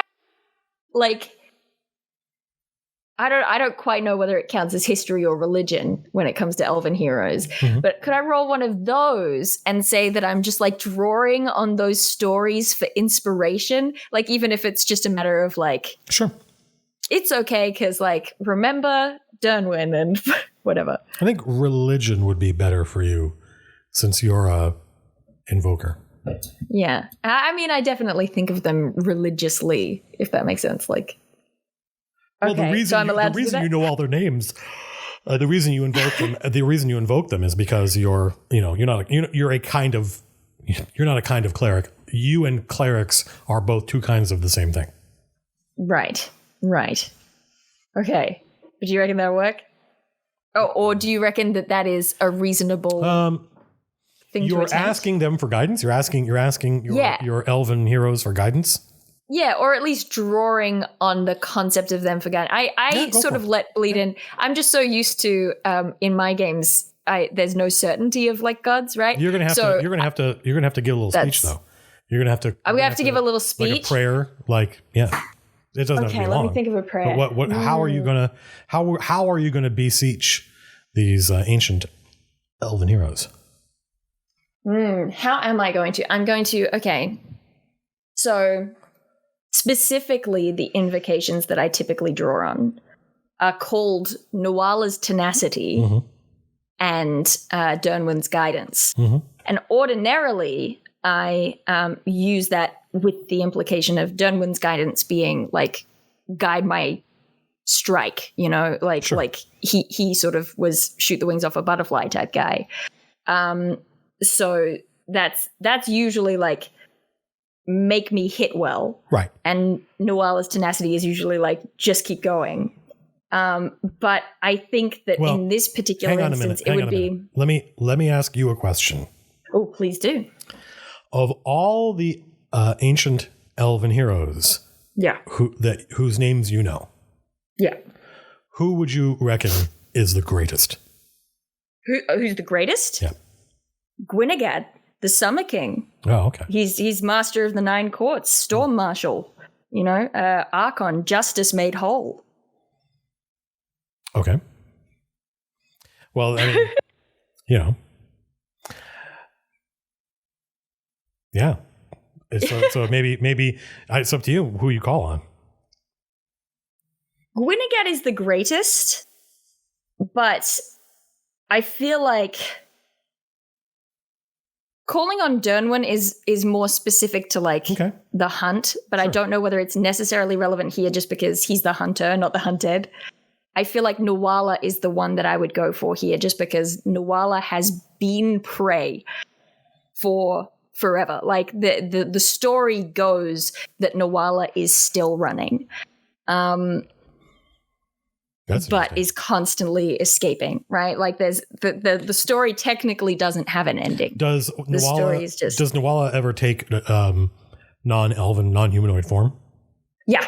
Oh yeah. And what is it? Turns into rabbits, turns into deer, stag. No, go ahead and you got it. The thing is though, you can't just pray and hope.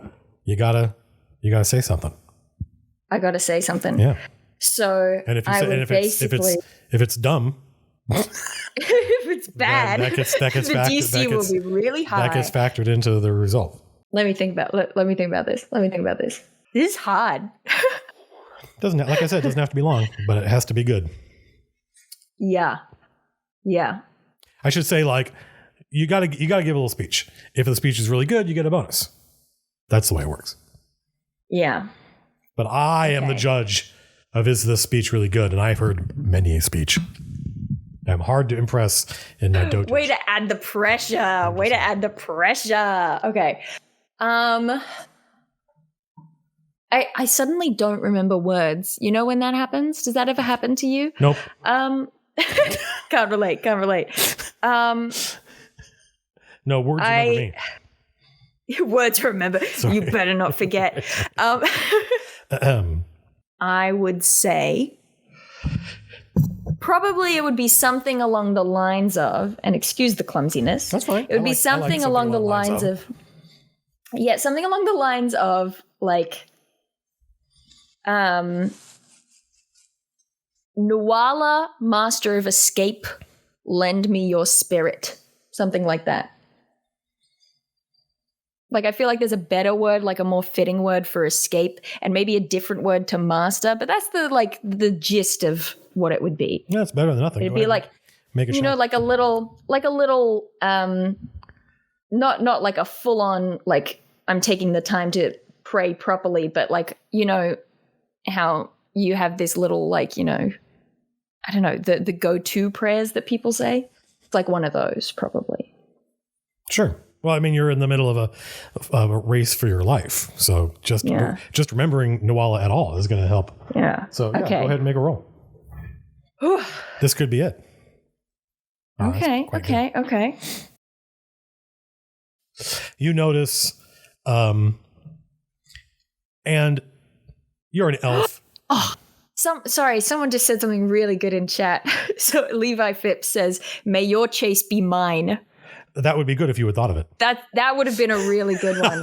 Everyone watching this in the future, pretend that I said that. That was really good. It would be cool if everybody in Motorhead was streaming and could call upon their chat for things like inspiration or just like rules lookups and stuff like that. I think that would be cool.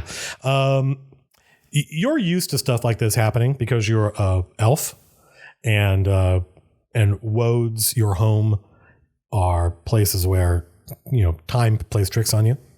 So you're pretty sure there were not big rabbit footprints leading away in a non-obvious direction a second ago. But there are now. So magical. And you're able to follow them to... I do the elvish salute towards Nuala's presence.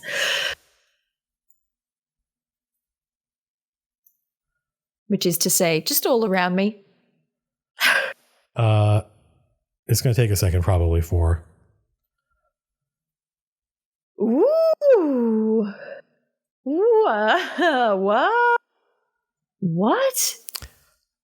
What the what? Okay, so, wait, I'm zooming in. There we go. Okay.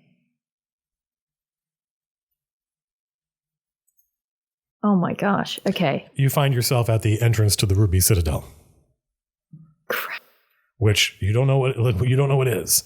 But I don't know what that is, but it seems like as good a name to give it as any. You emerge from the Twilight Woad, and there's a giant... It looks like just a giant chunk of ruby, and it's 7 or 8 stories tall, and it is raw, unhewn. It's rough. But something has roughly shaped an entrance into it and carved symbols and stuff onto it. Okay.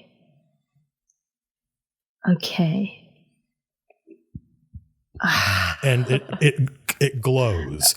It radiates. It's very bright. Does the air around here feel any different? Does it feel warmer, colder, anything? The fog is gone. Yeah. Oh, okay. It is warmer, yeah. It is warmer? Mm-hmm. Okay. It's comfortably warm, whereas the Woad was cool, right? Like if you Okay.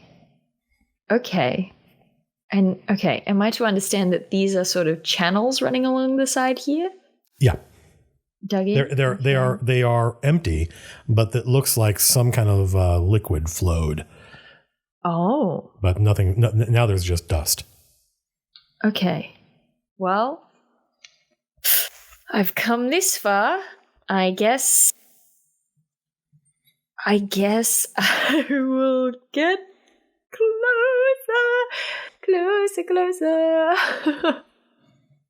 This is... Can you tell I start to sing when I get nervous? Yeah, these are stairs up.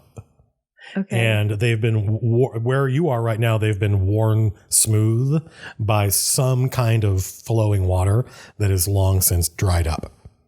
Okay. And what's all of this like floor and stuff made of? Ruby. It's all ruby. At this point, you are standing in... It's all ruby. Above you is the sky, right? But this part of this giant ruby has been carved out.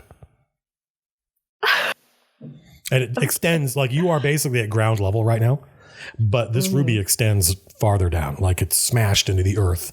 And holy crap! Can I just touch the wall? You can just, those are stairs. You can just climb up. Oh. It's a little bit harder there. You got to clamber up there because it's smoother. Right. If I touch the ruby with bare skin, does anything happen? I don't know. How would you know that without trying? Well, I am trying. No, nothing happens. It's warm to the touch. It's solid crystal. You're touching facets of crystal, but it's warm to the touch, and it's warm exactly the same warmth as flesh. Okay, well, that's a little bit disturbing. I'm not going to lie. I mean, it's not flesh. It's crystal. Right. But knowing that it's flesh warm is, well, for a second, because you're curious. You asked me that because Levelis is curious. Oh, what would happen if? And you reach out and you put your bare hand on the exposed solid ruby crystal. And it's not just red, it is actually ruby. And for a second, you have a vision of your entire arm being made of ruby. But it's like as soon as you blink, it goes away. And I pull my hand back just a little bit. Yep.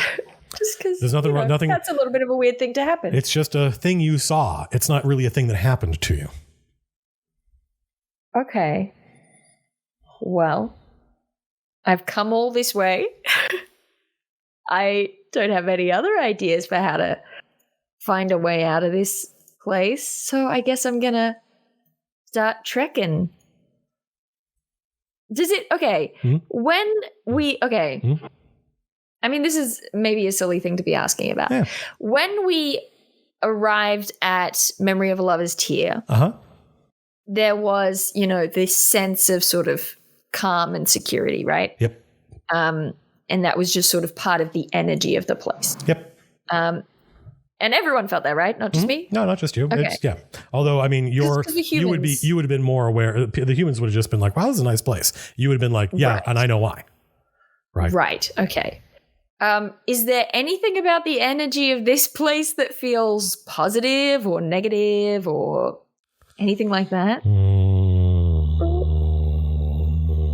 Why am I making this noise? It feels it bodes. It bodes. Yeah. I don't know, man. It bodes. It bodes. Yeah. It you out. It's Yeah. Terry Pratchett. Yeah. Yeah. The funny thing is that I just accept that now as a legal formulation. It just bodes. Like it's just It just bodes. Yeah. Here's the thing. When you look at this place, someone came and took this giant natural ruby and carved something into it. Made it into. And look at the symbology. Right? It is a forbiddance. Right. Okay. And I mean, Dale is assuming, and maybe Levelis would know better because, I feel like there's that religious attachment to Invoker. But like, this reads to me as some quality of religiosity. That's a word. Don't question it. Like seeing a huge ruby that has been turned into a citadel, to me, sort of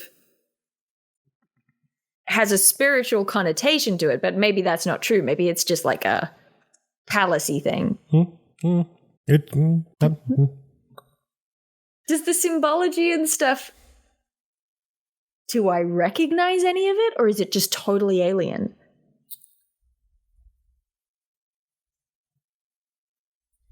Make an insight check.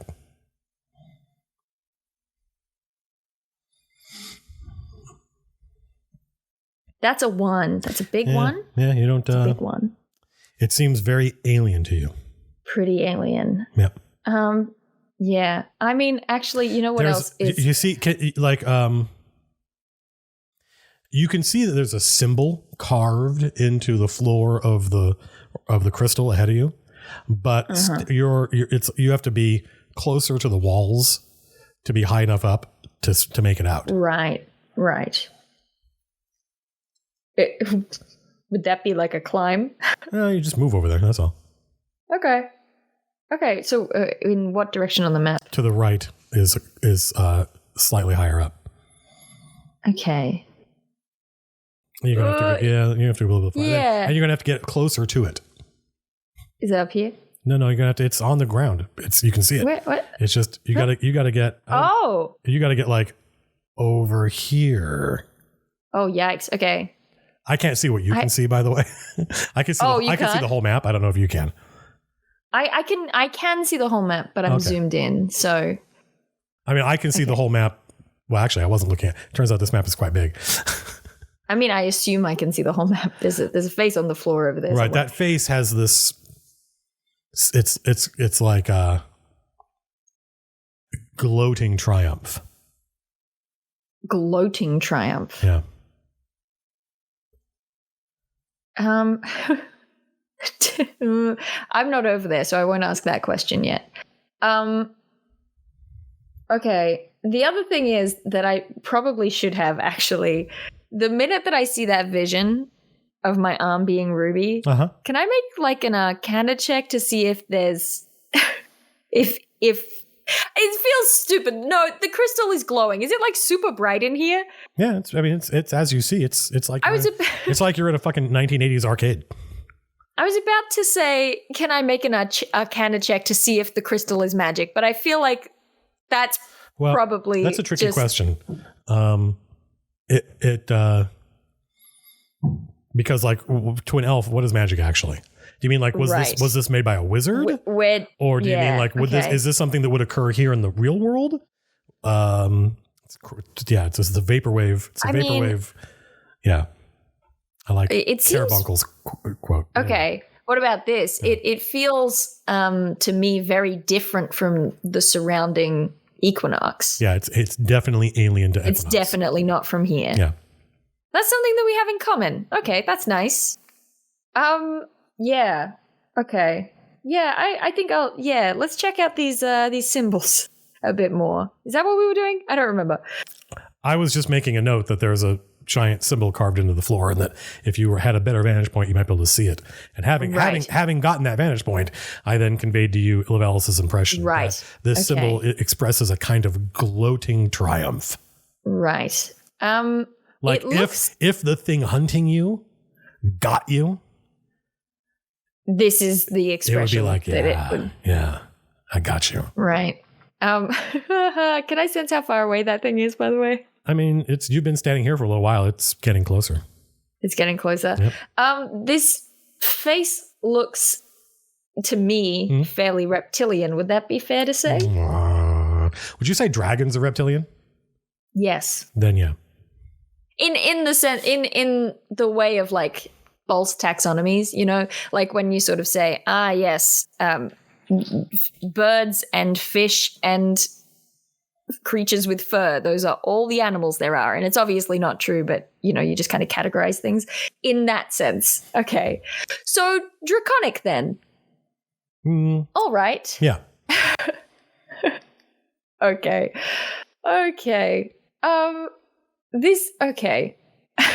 I feel like I just gotta keep going. I'm gonna get back in this channel. I feel safer there.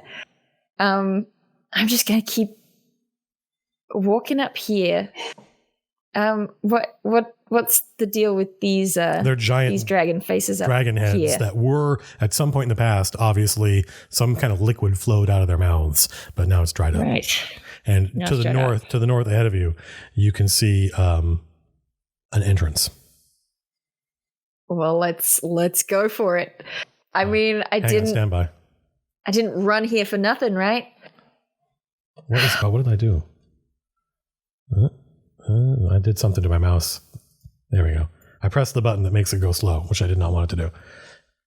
Will that work? Nope. I put a note there. Will that work? Yeah, there we go.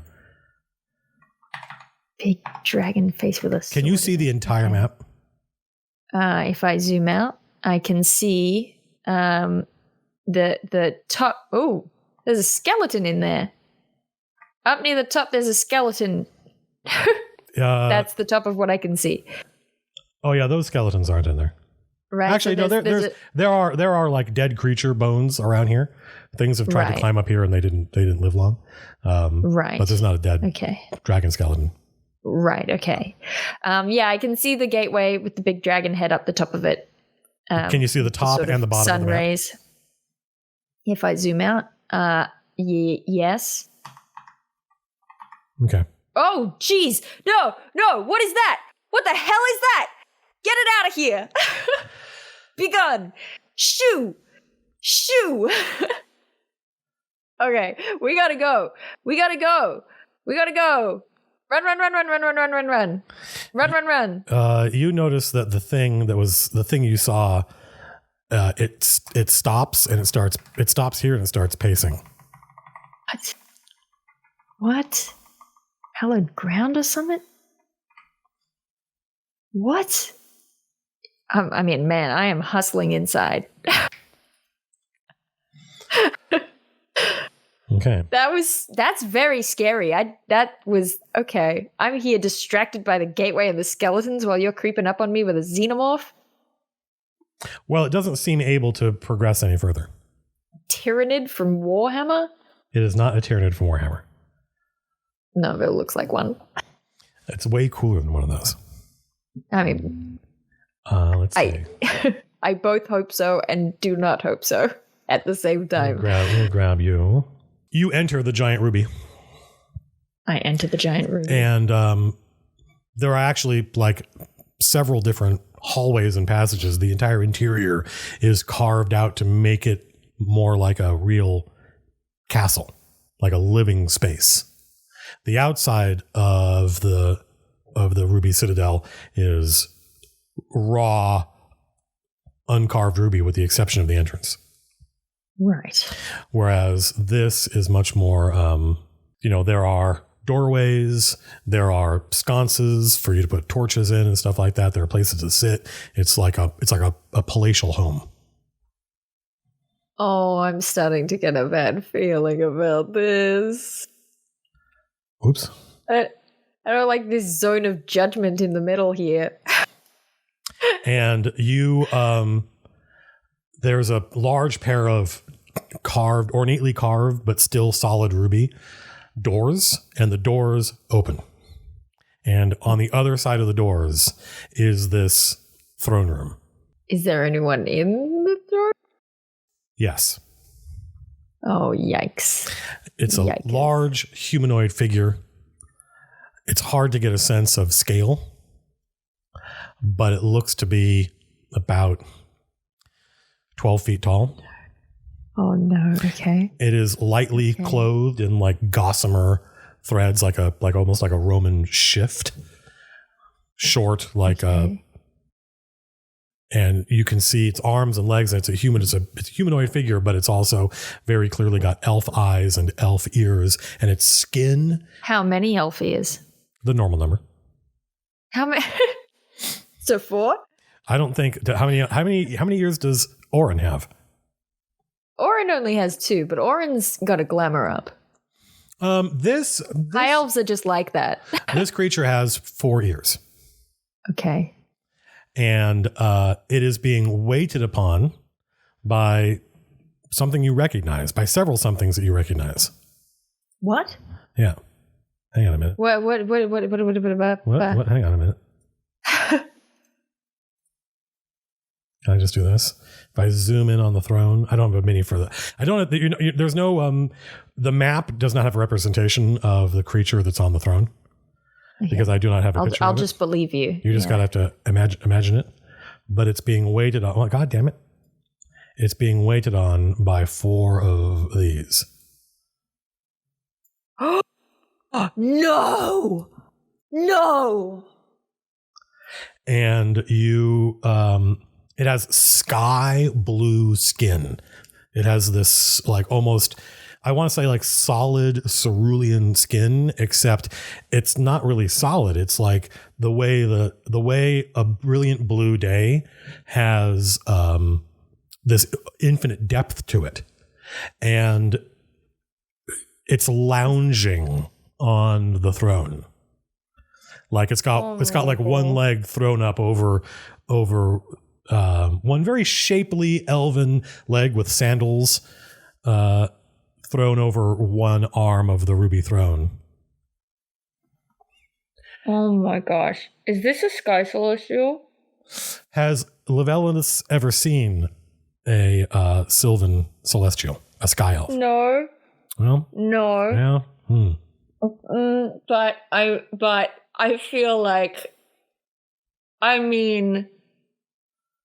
like, really, I'm a servant of, like, nature, right? Sure. But, like, in the hierarchy, I feel like I'm also a servant of the Sylvan Celestials. Well, what does Dale think? I think this might be a fallen celestial. Well, I think that your knowledge and Levelis' knowledge is about equal. So I think Levelis thinks whatever you think. Now, when the doors open and you walk in, it sort of insouciantly looks over to the doors and it speaks. Oh my gosh. Oh my gosh. For clarity, I think that anything Levelis says today is said in Elven. I also feel like the minute that Levelis sees them, she'd be kneeling. A visitor.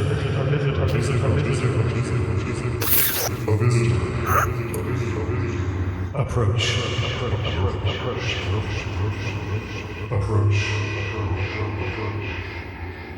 I approach? All right. How close are you going to get? Where was I when they said that? Oh, where were you when I thought you when were. Sorry, you I wasn't started looking at the messing map. around with it. No. When you started doing that, I was further down. I was down like here. But then I started mucking around because that's what I was doing. Okay, so let's say that when they said approach, that I came up to the middle of the circle of judgment and kneeled. I kneel. Stand by. Just for clarity. That was really cool. An elfling has vowed my prayers. Is this the boon he sends me? Boon he sends me.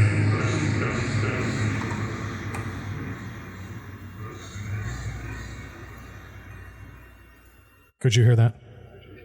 I could hear most of it. Okay, so an elfling. Actually, I wrote it down on purpose. Sorry.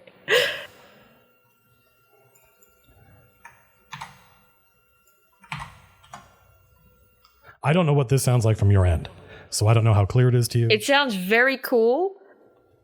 It dips out occasionally. Oh, it sounds really cool though.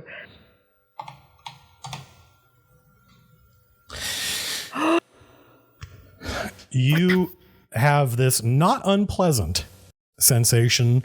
You know, sometimes when you remember something, yeah, it's images that like a little movie plays in your head. Yeah. The creature on the throne sits up, but it's still not like at attention, right? It's still not. It's interested. It's curious, but still languid. But still kind of like, you know, what's the best that could happen here? And it looks at you with solid blue eyes, and you notice as you gaze upon its magnificence that there are clouds passing across its body. And you have memories of, you remember Ko dying, you remember Servanazor dropping unconscious, you remember the tower, you remember the scarecrow, the green dragon, the villagers, the tree, and eventually you remember meeting the other members of Woderhead. And the creature on the throne speaks. No, the prison walls are as thick as ever. It shows an uncaring universe that at least has a sense of humor.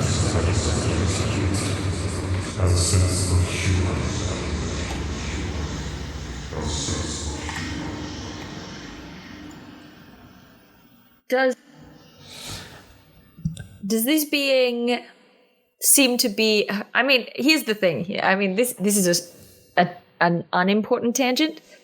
Every time it speaks, the crystal, which, I mean, at this point, you have to remind yourself that you're inside a giant ruby, right? Because there's like carpeting and stuff, and there aren't torches, but there are crystals that are glowing like torches. But they are all very finely carved pieces of ruby. And every time it speaks, you see its image reflected off the ruby crystals. But each image is very slightly different. Some of them are masculine, some are feminine, some are older, some are younger. And these echoes that you hear when it talks are the different facets speaking. Right. Okay. Because I was literally about to ask. What I need is an honorific phrase that is not bound by human conceptions of masculinity and femininity, right? Because I want to be like my lord or my lady, but some of the elves in your legends were trended masculine, some of them trended feminine. Yeah. But we did also talk about the idea that in Elven, there's not necessarily pronouns in the same way. It's just kind of... They view gender as just another type of clothing, another fashion. Yeah. So I feel like that there must be a word. Probably... Your chat has a lot of good ideas. Do they? Yeah. I gotta open them up. This is the advantage of having Your Honor. Your Grace. Your Grace is a good one. Because like it's one of those things where it's like, I understand that Elven doesn't work the way human English does, but all I have to speak is human English. Yeah, correct. Obviously, there's in the sovereign, in the annals of the elves, this would be written in Elvish, and it wouldn't be a problem. But we are stuck translating that language into our modern primitive speech. Yeah. So I might use a term like Your Grace or My Liege, but Do you understand that. What? Yes. Do you have an idea of who you're looking at? I don't know. Do I? Well, I don't know. Do you? That's why I'm asking. I mean, I'm just like, this is a Sylvan Celestial. This is my patron. This is right. Like that's where guess. I'm at. It's a good guess. You're on the right track. But specifically, who it is? No. Is there? Wait, can I make a roll? There's a clue. You have a clue. There's a clue. You have a clue. But if you want to roll. Wait, I have a clue? Yep. Is the clue the four? This is. Wait. Okay. I would love to make a roll. Go ahead and make an insight check.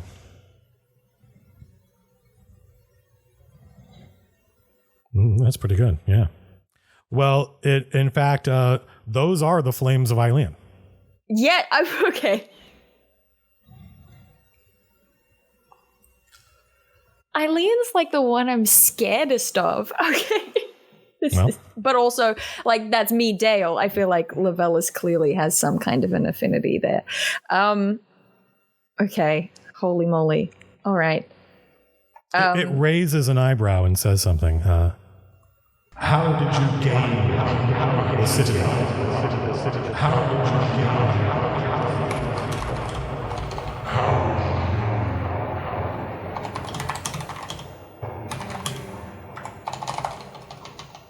How did I gain this Citadel? Yeah, it's just an archaic formulation, meaning how'd you get in here? How did I get in here? I'm really curious to see the problem. I did so much work for this, but all of it was local, and I have no idea what I thought about. Oh, it sounds so cool. It sounds cool, but you can't understand it. Yeah, but also I feel like it's worth it. You should have seen my reaction when it first happened. I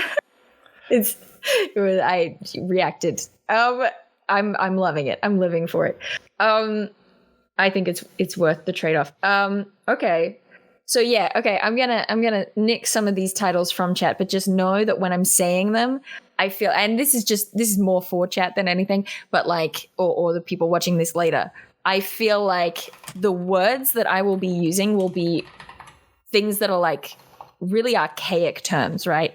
Because I feel like it's been a long time since Val and the Celestials, the true elves, have kind of been gone from our perspective in Ord. Yeah.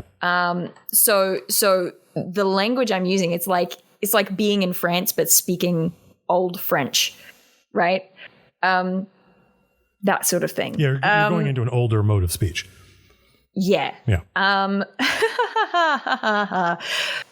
Okay. So I would probably say something like, Your Radiance. I liked that. That was good. Your Radiance, and you know what else? This is me. I think part of the formality is that I avoid using their name. I might know it, but I don't use it. Okay. Because the power of the name is such a, like, it's a significant personal thing. So I would be using titles. So I would say something like, but I'm about to use other elves' names. Your Radiance, I was led here by the guidance of Dernwyn and the spirit of Nuala. Oh, geez, do I bring up the monster that's outside? Derwin was a fool.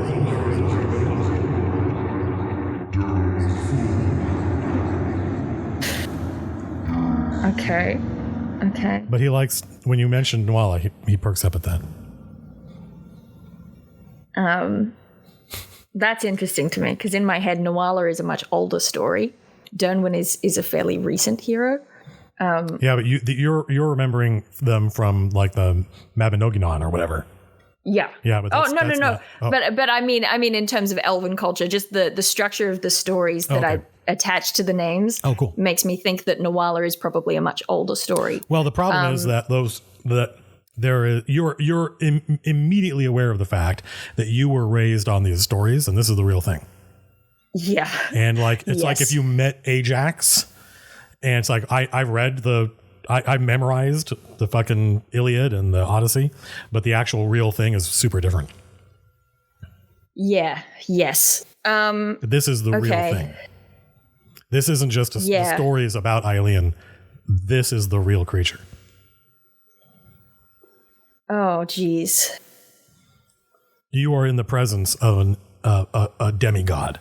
These creatures have the ability to make and unmake reality. Yeah, I'm so scared. Okay. So I feel like it's very rude to not indicate in any way who I am.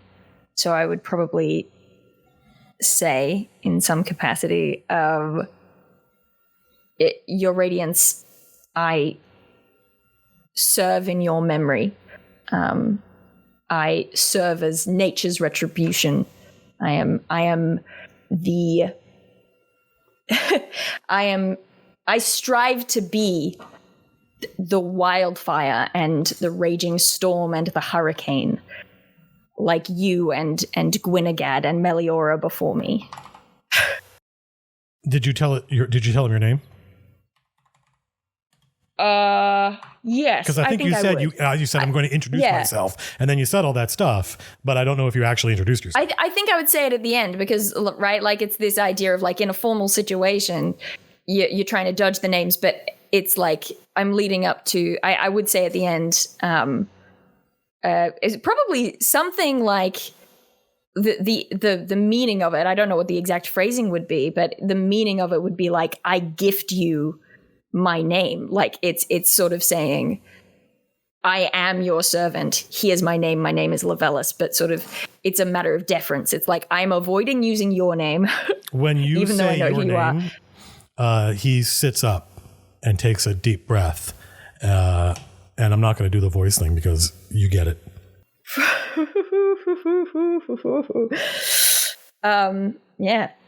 Thank you, my liege. So, the trick here, right, is who's going to lead this conversation. Is this sky elf demigod going to question you, or are you going to question it? Oh, I'm not going to question it. So when you said, when he asked, how did you gain the Citadel? What did you say? I said that I was led by Dernwyn and Nuala. He waves his hand dismissively, like that's not an answer. Like, how did you get in here? I walked.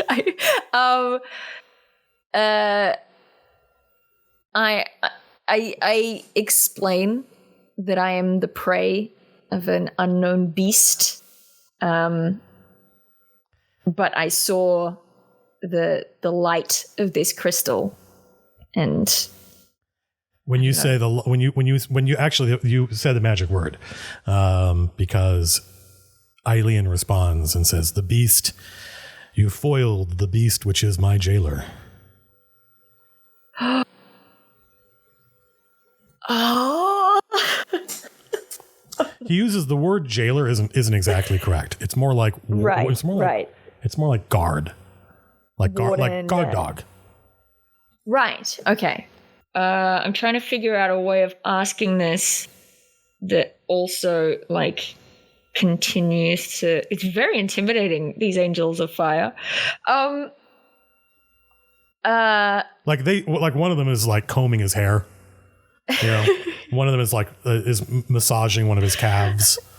It's very it's like this is like the biggest thing that I am capable of doing, and he's just got 4 of them doing like salon work. Okay. He notices you staring at his servants, and he waves them away, and he says, "I cannot leave this place, but within these walls, my power is absolute." I want to ask. Ask your question.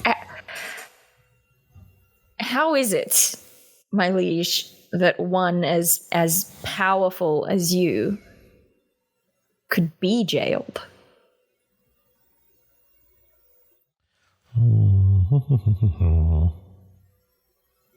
Does he know that Val's gone? This is. When you wonder that, he hears it. What? And he looks at you and says, "Gone."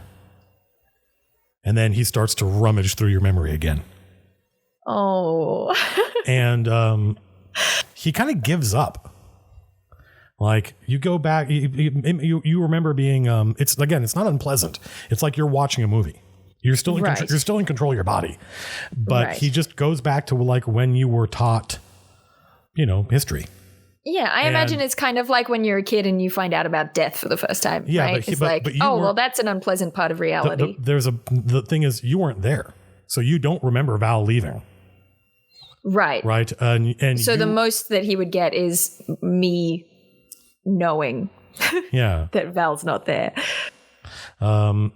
So this would be something of a blow to him, and he would say something poetic like, Val, you were always impatient with this world.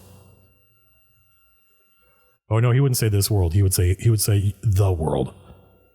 Right. And there was something before you thought, does he know Val is gone? There was something, you asked how can he be in prison? How can you be jailed? He says, Kaifron, the Intertron, Baron of the East and Templar of the Lord of Shadow, bound me, mastered me. I would not give him that chance again. Oh, no. I'm about to offer something that I can't fulfill. Oh, no. What may I do, Your Radiance, that you might be free? He takes a deep, satisfying breath, right? And you remember as soon as you see his reaction, his kind of you remember some legend that you heard when you were younger, and you can't exactly put your finger on it, but it was, like the princess in the tower who couldn't tell the prince what to do. The prince had to ask. But once the question was put straight, suddenly the things, the forbiddances preventing him from speaking are lifted, and he said, keep in mind, this is an incredibly regal character, Oh, yeah. Right? So when he speaks, he'll say normal things in a very high-handed, presumptuous way. That's just, he's a fucking demigod. Yeah. He says something along the lines of, I will grant you the honor of freeing me. You know what? Lavellis thinks of it as an honor. Like, that's just who she is. This you must do. You must bring me the heart of the beast. The creature that guards this place, the thing that hunted you.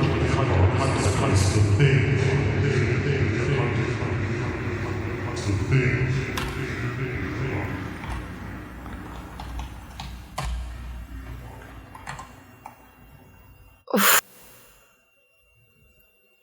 Okay. I mean, unquestioningly, she, like, I don't think she even verbally agrees. I think she just, like, her spirit is steeled, and she readies herself for the task. You remember he said that within this place, his powers are limitless? Yeah. Yeah. You get a sense that this godling is impressed with your reaction. Right? Like, you seem like you unquestioningly say yes, right? Isn't that what you said? Yeah. Yeah. Yeah. That's the correct answer as far as he's concerned. But he says something along the lines of like, I do not ask you to do this thing unarmed. And with the same kind of like, yeah, get out of here. That gesture that he made that caused the fire angels to kind of go, oh shit, and back up and back away, which actually I didn't do. Here we go. And these guys are going to come down here and kind of watch you. This guy's going to go over here. He makes the same gesture except in your direction. And a couple of things happen. First, you get a long rest. And you feel it. Yes. Like a warm breeze from a bushfire. Let's see if these work. Yep. And what is that? What is happening down here? Sorry. So there's a thing that the Woad Elves can do where they can sort of artificially create the kind of plants that they need through careful selection and breeding, right? And he basically just did that to you, except instead of taking many generations, he just did it in an instant. Far out. So there's like, you're aware that there is a version of Lavellis, a future version of Lavellis that could do some of these things. Right. But also, you've become somewhat amalgamated with an alternate version of Lavellis that had made different choices in life. Right. And each of these things can only be done once. Ooh. Okay.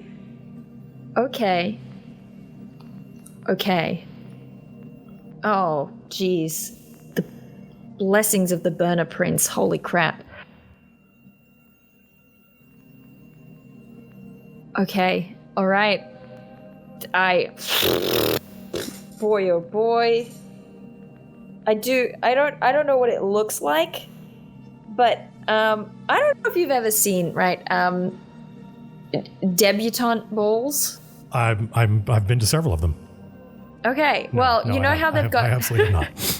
Okay, well, there's this thing, right, instead of just curtsying, they have this, like, crazy, over-the-top style of curtsy, and there's one that's even more bizarre called the Texas Dip, and whatever you think the Texas Dip sounds like is not what it looks like. Okay.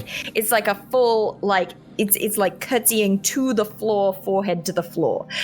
Not that, but like in a bow that's like a super duper formal bow that I think the action itself has connotations of like immense gratitude. Oh, wow. Yeah, I'm watching one right now. It looks like you're doing yoga. It's a lot. It's a lot. This is one of those things where somebody thought a curtsy and a bow are not enough. What can we do that's more? And they just invented this ridiculous... It looks like it's impossible to do gracefully.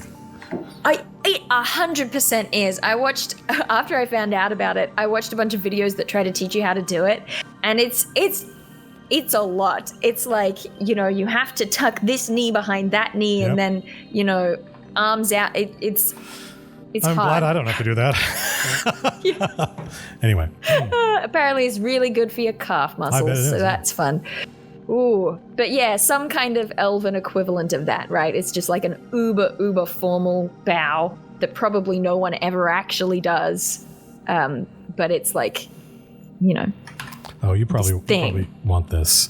Kyphron the Entertron, Baron of the Eastern Templar of the Lord of Shadow. Templar of the Lord of Shadow. Mastered me and bound me here. I would not give him that chance again. I have so many questions, but I think there is something, right? There's this shock, this level of shock that comes from being face to face with, like, Levelis has never, ever, ever experienced any doubt whatsoever in regards to, like, the power and sovereignty of the True Elves, right? Sure.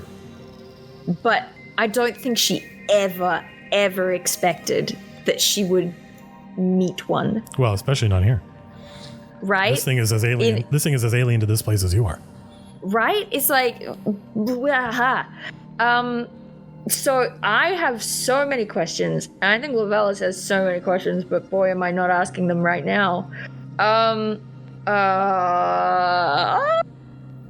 So you have to go the hunter. I don't think I can ask for any more. I've already been gifted so much. I got it. Yeah. Sorry, go on. The hunted must now be the hunter.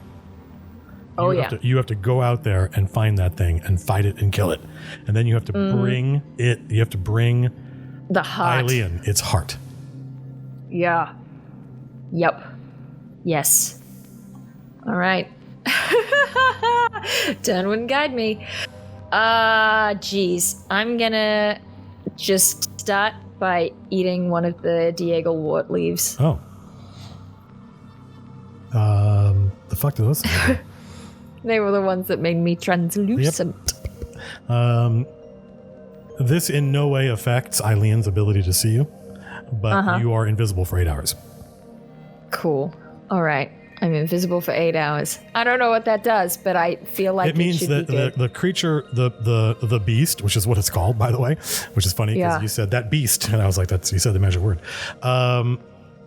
It can still track you by your presence. In fact, when Eileen says you must hunt and kill the beast, you're like almost like the Neo in the Matrix. Knowledge of it is added to your head. And it's like you've known. It's like you've known it the entire time. It's like you were born knowing this knowledge. But it almost like it is able to sense your, like, I don't know how Levelis would think of it, but it can sense your DNA. Right. So there's not really anything you can do to make yourself completely invisible to it. It's always going to know where you are. But when it comes to actually identifying literally what space you're in, it's this plant is going to give it disadvantage on attacks against you. Okay. Maybe this may make it too easy. I don't know. This is a very I've never run this encounter before. You maybe a cakewalk for you, in which case that's just the power of Eileen.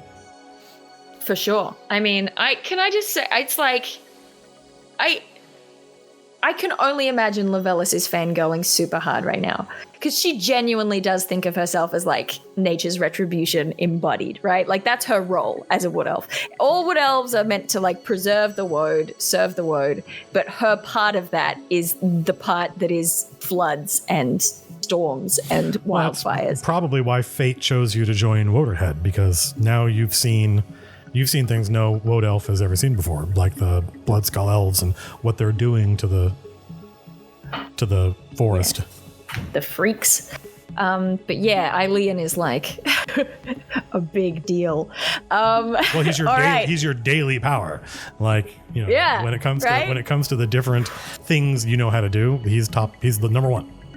Yeah, like I feel like everyone to some degree feels like Gwynagad is a big deal because he is. Sure, yeah. But Eileen, for me and other, people who do what I do, Eileen is like the shit. Gwynagad outranks this dude, but Gwynagad's not here.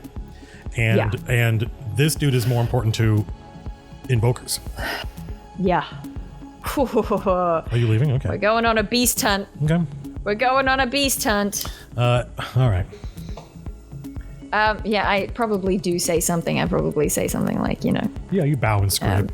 Yeah, I bow and scrape, but I also probably just say something, until the task is done, like I'm bound That's by cool. it's like way more fey than a lot of elven stuff, I imagine. Until the task is done. Like, no, like, yeah, it's cool. I like that. It's impressive. How do we get from... This is not normally a thing I would say. How do we get from here to the encounter with the beast? You exit the Citadel. The doors close behind you. And you now realize that part of the strangeness that you felt was the presence of Eileen permeating like every inch of this crystal. Like he's been here for thousands of years. Oh, crap. And you emerge from the relative safety and civilization of the Ruby Citadel, which is his prison. Mm-hmm. And now you're back in Equinox, which is a wild, untamed woad. Right. And you can... Which in some ways, a little bit more my speed. Yeah, sure. I mean, you look how easy the skill challenge was for you. Right? And now you're in the... you're in the range. You're back in the range of the beast's kind of radar. And so the only question is, what are you going to do? I mean... Are you going to let it find you, or are you going to try and lay an ambush for it? No, I'm going to go for it. Can I sense how far away it is still, or has it been too long? It's far enough away that you have time to establish an ambush, if you want to. I think I would like to try. Okay. How am I going to go about this? All right, so how are you going to set an ambush? I feel like on my end it worked. Okay. How am I going to set an ambush for this thing? Okay. I'm trying to think about the terrain that we passed through. I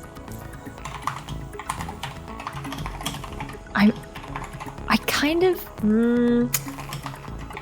Is this a bad idea? Well, it's an idea, and that's okay. You know what? Here's what I'm going to do. Because ordinarily at this point in a D&D session, right, you have the party there and you all bounce ideas off each other. Yep. Here's what I'm going to do. Yep. I'm going to come up with 3 ideas and then pick. Okay. All right. Option 1, go back to the caves and try to set something up there. Because I saw this thing, right? It was pretty big. Yeah, it's like horse-sized. It's like horse-sized? Yeah, okay. So I go back to the caves. I imagine that it did have to go through the caves in order to follow my scent. Maybe. It might not have, but that's something that I'm imagining. Mm-hmm. So I could try to set something up in the caves where I just have a little bit of an advantage in terms of maneuverability. That could be an option. I could try and use that pit trap that I passed by. Yeah. And the other terrain that we talked about was the river. I feel like the river is the least useful option for me in terms of like fighting and killing this thing. Because I could just as easily get stuck in the river as well. Let's use the pit trap because it's the thing I think I have the closest illustration to. Okay, great. We'll do that. So you head back to... This is now... I don't know, it's up to you to determine how does Lavelis feel about this. Because hitting upon the idea of using that pit trap, that kind of ancient elven hunting trap that now is no longer primed per se, but still a giant pit.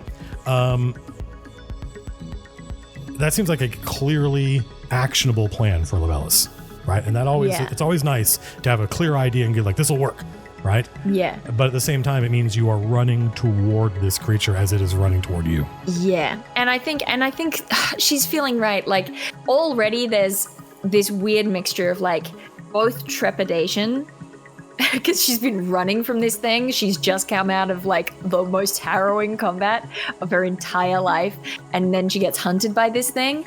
And then at the same time, like this weird, like she's bolstered. She's got like not just any Sky Elf, but friggin' Aeolian themselves has like, I don't know, put a little bit of like faith in her, right? It's like she's got a little bounce in her step in terms That's of cool. like, I like that. You know, I mean, I don't think we've seen Levelis like with confidence. Right? And it's like she's afraid for sure, but like overriding that is this swell of like, I have to do this. This has to be done, but not pressure. It's just like, I get to do this. That's what it is. That's what the feeling is. I have been given this task, not someone else, me.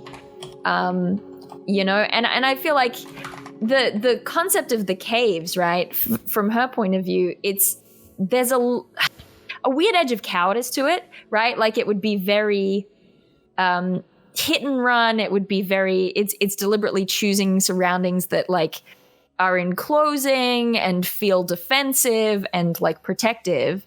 Whereas this is the bold choice. This is go after it and hunt it and use the remains of hunters past, right? Yeah. Cool. Cool. That's how I feel. Do you see the map? I do see the map. Where would you put yourself? You can see the let's take this.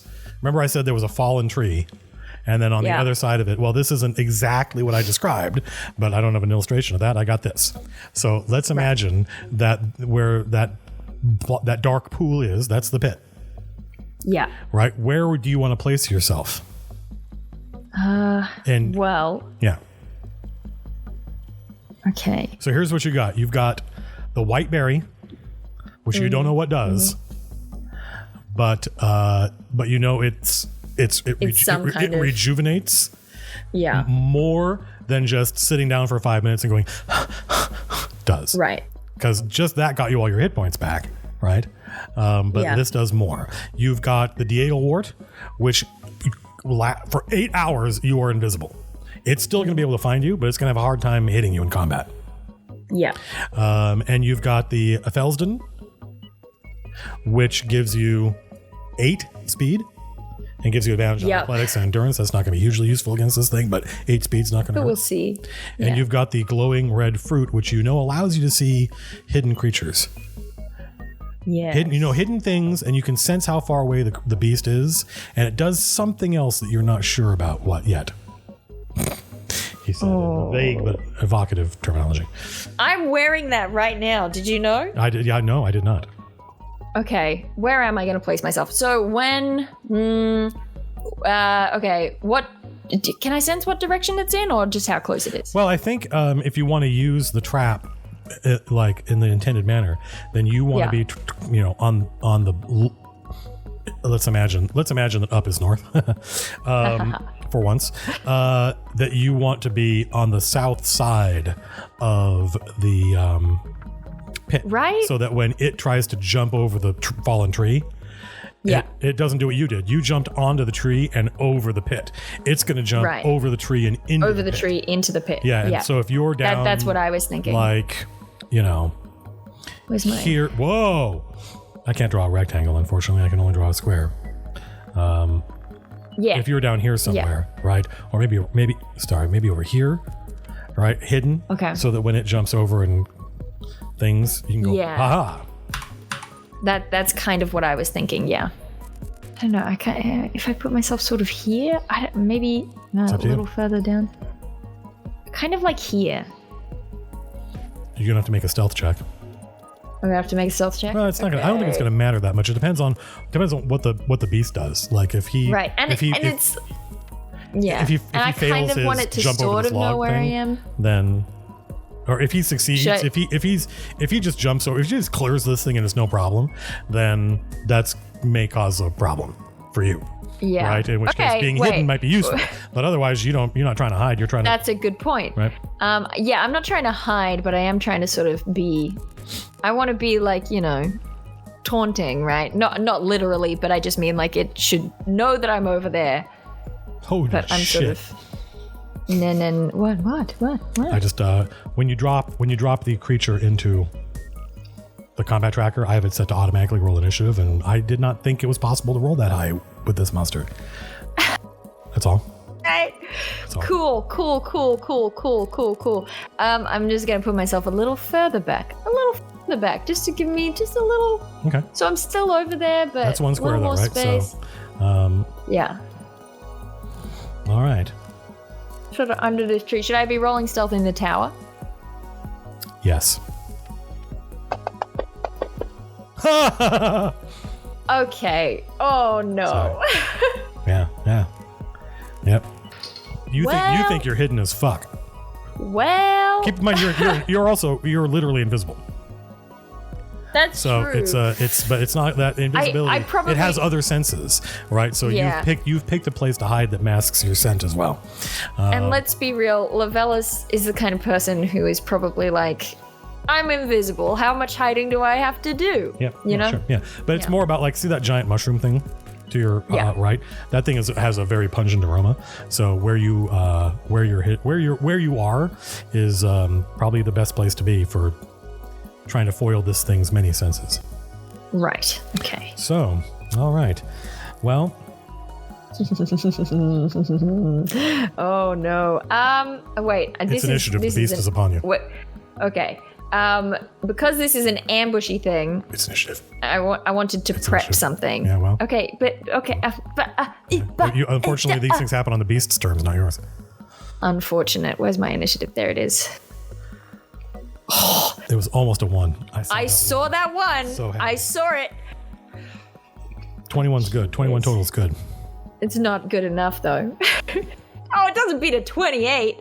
Oh, you can see it? Ridiculous. Yeah. I opened up the combat tracker. Yeah, I didn't. I don't know. You don't see the same combat tracker I do, so I forget sometimes that you can see. Yeah. Can you see its hit points? No. No, it just tells me if it's healthy or bloody or wounded and stuff. It's healthy right now. Oh, here we go. So yeah, what were you going to say before you suddenly became aware that the beast was on the other side of the tree? I was just going to prep something. What do you mean? What does prep something mean? As in, I was going to like ready an action, but I suppose I can't because I didn't roll higher than it in the initiative, so it doesn't really matter. What were you going to prep? Well, I mean, I'm just reading Grasping Chains of the Justicar. That sounds good, yeah. Because basically I want something to try and like I don't know keep what those it in things place do, by for the way, a minute, so right? They're useful. Right, neither do I, so I'm just reading them right now. So this is area burst 2 within 10 squares. Okay, that's plenty. Area burst 2. That's bigger than usual for me. That's nice daily powers. Each enemy in burst. You can only use each one of those once. Once, yeah. Which, I mean, let's be real. How is that any different from a daily power, except that they won't come back later? Yeah, correct. Okay, so each enemy in burst with inverted reflex does damage, and the target is immobilized. And it does, half damage on a miss, which is nice. So yeah, that probably is what I would have prepped. Just the idea of like, hopefully it lands in the pit. If it doesn't land in the pit, or even if it does land in the pit, I would probably have been looking to cast Grasping Chains of the Justicar, which probably has a name that references, if I was to use it like my Invoker stuff. I mean, my gut instinct is that would be attached to. I'd have to just invoke Eileen for all of these. They're gifts from Eileen. All right, I've thought it through. Everything's fine. That's the one that I would have used. All right. So yeah, I think you have time to ready an action, ready the chains of Eileen, the chains of the Justicar. so that when you see this thing, you can zap it. And but you definitely get this sense of, I thought I had more time. Yeah. Right? And then this thing shows up, and we find out whether or not it is going to, whether or not it's going to just jump over this thing, and there's not going to be a problem. The beast is upon you. Oh my God! Oh, you fuck! Did it roll a 20? No, on his jump? No. See, no, it did not. Actually, what's the? I don't want to show you its bonus. I'm literally just going to show you what it rolled. Where's the Dusk channel? I can't fucking believe you guys. It disgusts me. Disgusts me how you guys. Wow. Yeah, well. Wow. That is. It's beautiful. It's beautiful. You love to see it. Well, your trap works.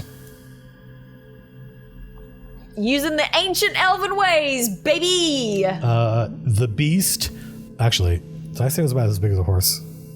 Is a horse large? It's bigger than you. It's bigger than you. Right. I feel like it's one square. Large. It's one square big. It is prone. But it's like the biggest that one square-sized creatures can be. Yeah. Well, and like it's it's co-sized, right? So quite big. Yeah. It's big. It's not a large creature, but it maxes out the. So I mean, this could be a route. This could be really easy for you. Who knows? I've never done this before. So that was its action. Sorry. I just realized I'm not on the map. Oh, well, I'm just that's a pink good point. square. Sorry. I've been like accepting that I am a pink square now. Is that really? Wait. Is that really how big your token is? Oh, it is large. That can't it is be large. right. Yeah, okay. It's large? It is large. Sure, yeah. Holy crap! I'm screwed. Look at that thing. It's big. Can we grid up? Oh, actually, no. We don't need a grid. Never mind. I can put the grid up. No. I just remembered that you can figure out how far things are by doing this. There you go. Yep, 10 Perfect. squares away. Let's see. Perfect. What can this thing do? Yeah, you notice when it leaps over the tree and it sees you, and it creates this it snarls in this metallic way with a little bit of reverb, a little bit of echo. What the hell is this thing? It's the beast. What do you mean? What is it? As you see. But I have so many questions about Kayfrin and the Lord of Shadow. Well, I mean, anyway, depending on how if I survive, how in you are without Leon, you might get some answers. Right. I feel like if I bring back a heart, maybe I'll have some leverage to start asking questions. This thing it's got like a displacer effect on it. Ooh. Okay. But I think it was the Diego wart that you ate. No, it was not the Diego wart. It was the other thing. It was the last thing you ate. That it makes it so that pear? I think it's no, I gotta look. One of the things that you ate allows you to see through this thing. I think it's the nectar. It was the the glowing pear. Right. Okay. Right. It allows you to it foils the beast's blur. So it has this ability, and if you hadn't eaten that thing, it would be a lot harder to hit. Oh gosh, look at this past that we've lost. The glory of the elves. Where did it go? Whatever, it's fine. It's fine. Okay, I gotta kill a beast right now. You now have a lot greater perspective on that, but what you were taught was that the humans cut down the forests, and that's why these things are gone. Those motherfuckers. This is why elves don't like people.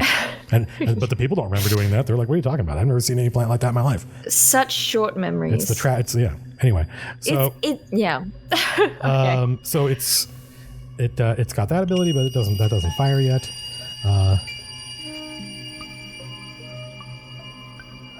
Okay, so your trap works.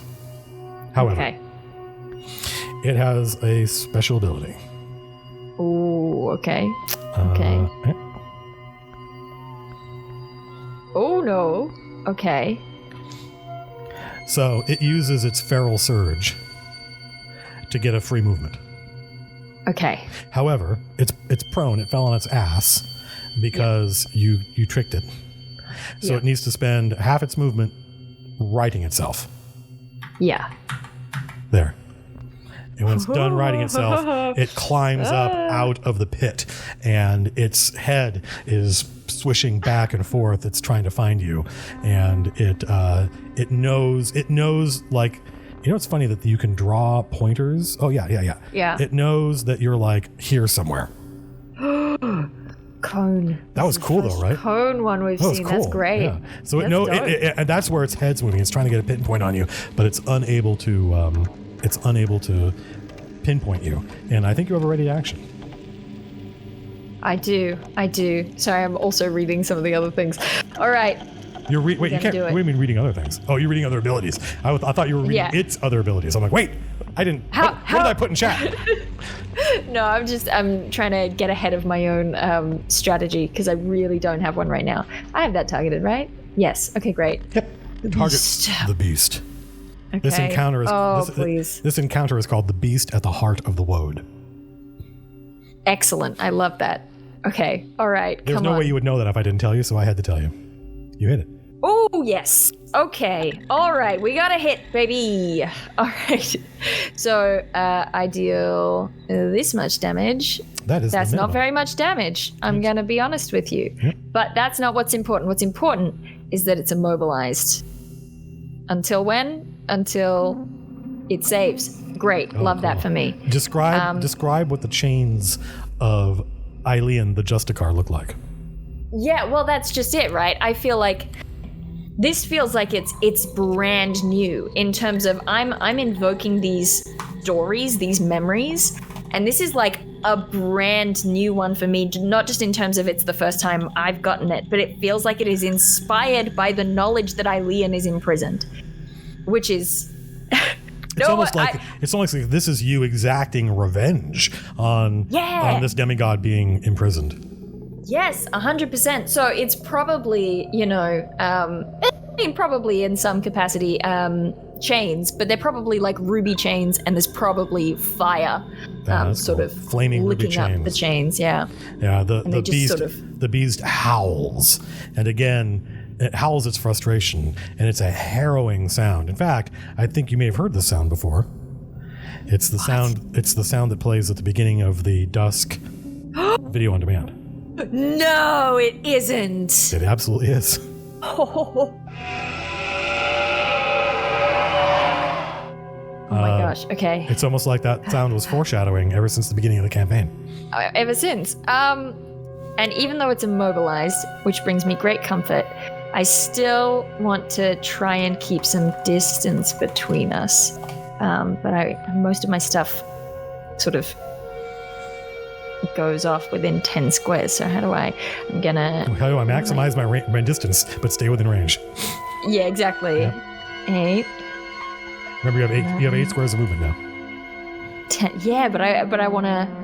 But if it's going to come at me, but it's immobilized until it saves. But it might save. What if it saves? Does it save at the end of its turn? Saving throws are made at the end of your turn. Okay, which is brilliant design, because it means that like you get to see your thing work at least for one round. Right? Yeah. It's super nice. It's like, and after that, you're like, I don't care what happens. If it saves, that sucks, but at least I got to see my thing work. Yeah. Okay. So that means that at least for this turn, I can sort of just back up a little bit. Yeah. But kind of keep by the way, this is your chat. This is my chat. I don't have the authority or the privilege to give out gold stars, but gold star to anybody in chat who knows what that sound effect is a reference to in the real world. Anyway, continue. Oh. Okay. All right. I think that's it, right? I moved and I did a standard action. That's my turn. I'm not spending my action point yet. That's your turn, right? That was your readied action. Yeah. At the end of his... Wait, so hang on a second. The thing just got... Fantasy Grounds just got confused. I'm trying to figure out what the order of operations here, because... it failed its first save, because you did it... You interrupted it. So... yes. So I don't think... So here's the thing. I don't want to rob you of a round of trapped beast. Right. I mean, I'm happy for that to have been my turn. Yeah. So it takes that was what you did. Yeah. Right. You cast grasping chains of Eileen the Justify. Yeah, and if we think of a round as being 6 seconds, like that's what I used my 6 seconds on. And so it takes its turn, and all it can do is thrash around, and it bites at the chains, right? And it sinks its teeth into the ruby. And at first you're like, "Ha, go for it!" But then you see the ruby start to kind of like bend and crack under the incredible power of these jaws. But then you kind of come to your senses and you realize the chains are holding. And now that was its turn. It made its save. And how do I increment the round marker here? I don't. So that's its turn. And then it's your turn. But the saving throw is one behind. So it's going to make its save next turn. Okay. Okay. I don't want to like. Typically, by the way, that's how it usually works. It usually lasts for like on average. I think they say it lasts for a round and a half. Whatever. Any save at the end of your thing. Go ahead. Right. So. Yeah. Sorry. Go. And so yeah, it's your thing worked. It failed its first saving throw. Now it's your turn. Okay. I mean, this feels like I'm just burning through all of the gifts of Eileen, but also Oath of Consuming Light feels like something that I should be getting off sooner rather than later, based on the text. So I might try that. I might give that a little bit of a go. Ranged 10. Am I still targeting you? Yes, I am. Okay, so we'll see if it hits, and then we can talk about what it does. Ooh. Hit. Oh, you're lucky. Defense effects +2. So. Yeah. Oh, good. Okay. So, a bunch of damage, blah blah blah. But there's also an ongoing effect that whenever I hit the target with a divine power, the target takes extra radiant damage. Yeah, you unfortunately. Good to know. That's a lot of dice. Oh, but how am I rolling you rolled so really low for damage? Well, because what is that about? Eileen is powerful, but Eileen is confined. Is also I'm quite far away as well from his power. His power does not extend beyond the bounds of the Ruby Citadel. But I still appreciate. By the way, gifts. the Ruby Citadel is 400% what 17-year-old Matt would have come up with. It's an homage to the shit I thought was cool when I was a kid. Well, I think it's cool now.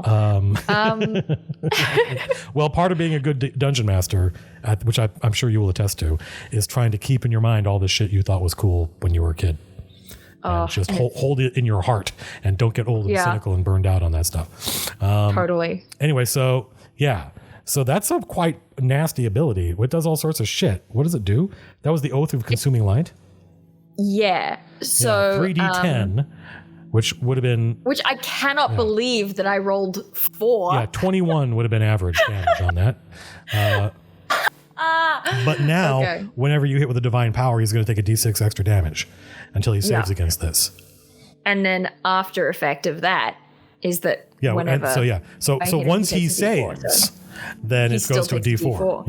Yeah. I love that after effect thing, by the way. That after effect of like, it's so cool. That's a great. That's been really it's cool. It's something I don't think they came up. I don't think they came up with until Player's Handbook 2. I don't think there were after effects in Player's Handbook 1. I really like it. I think it's cool design. I think so too. I think it's awesome design. That's why they killed it in 5th edition. Yeah, is that good design? Can't use that. Get rid of it. I do think like the Oath of Consuming Light is a great name for it already. Like I don't even need to fiddle with that name because that idea of consuming light, what is more of a consuming light than fire? Perfect. So I think it's just like spectral flames, like ghostly flames. It's not literally on fire, but it's got this sort of radiant flickering light. In fact, maybe it doesn't look like flames. Maybe it looks like the light cast by flames. I think it's your power, but may I make a suggestion? Yeah.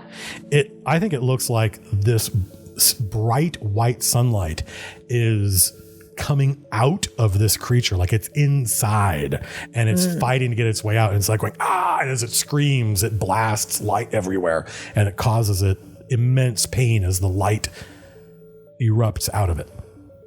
Yeah. I don't know. That's cool. Because the other thing is that I like that it's in this place that is so made of shadows and everything is like. Well, it's the first time you've seen something like natural sunlight, because that's what it looks like as it erupts out of this creature. Yeah. I like that. That's cool. And it does damage. Just not very much. Probably, Not very much. Not very much. This thing seems like maybe it's maybe normal sunlight doesn't hurt it as much as.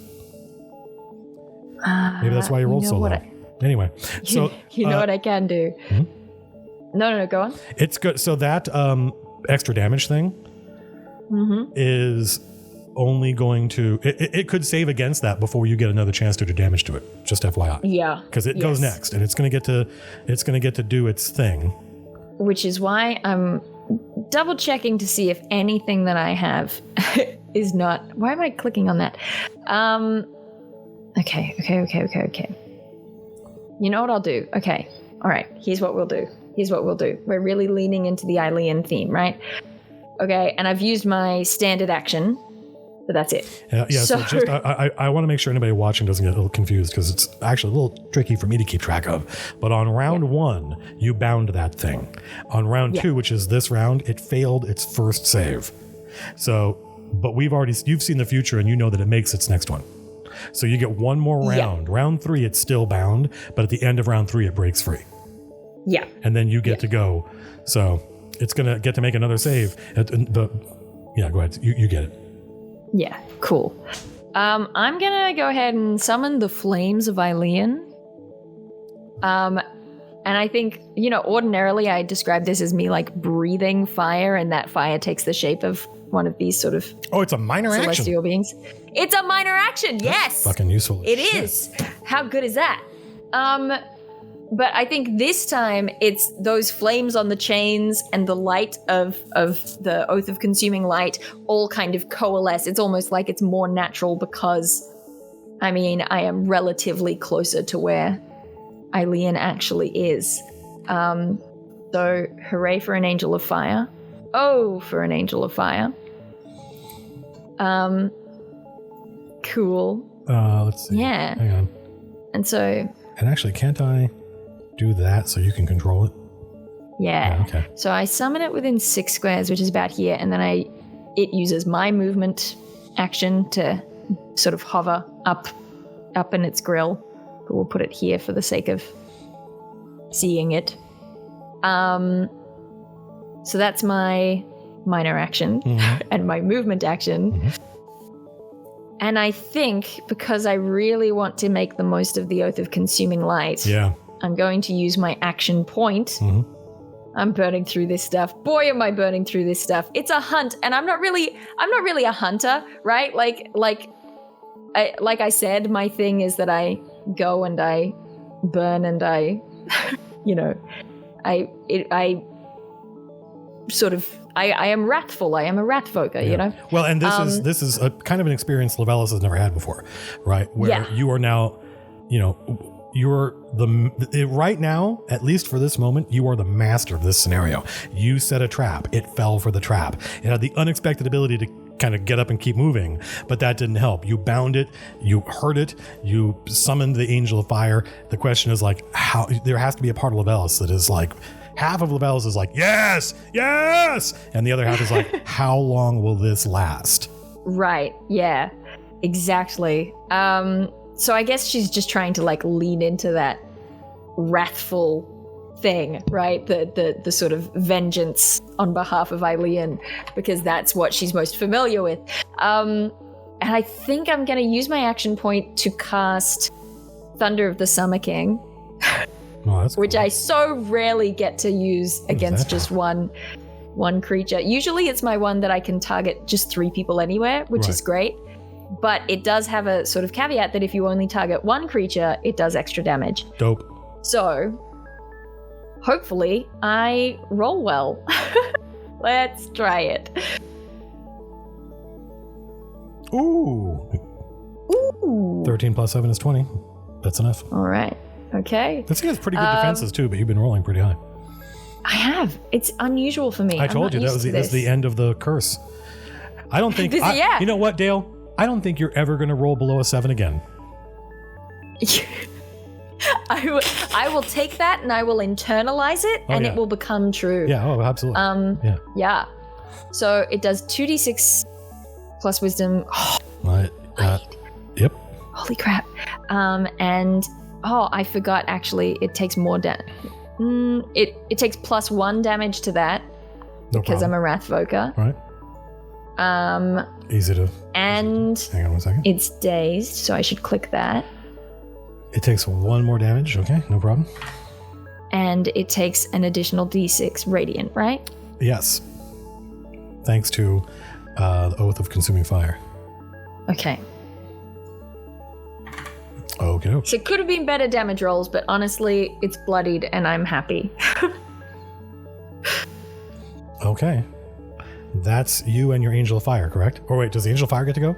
No. Nope. Uses my actions. Your action points. So now, the beast, this is the turn at which it makes its saving throw, which is good because it does not have that. Since it's already made it, it doesn't have that anymore.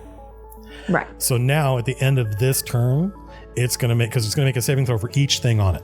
So when I click done, it's going to make a save, and that's the save for the dazed, I think. Yes. So and there should also be a save against the Oath of Consuming Light damage. We'll see what happens. What happens when I say I say done? Oh, it didn't roll. Oh, it didn't do it. Okay, so let me check out the effects here. Damage 1d4 radiant. Okay, so is the damage 1d4 radiant until it saves?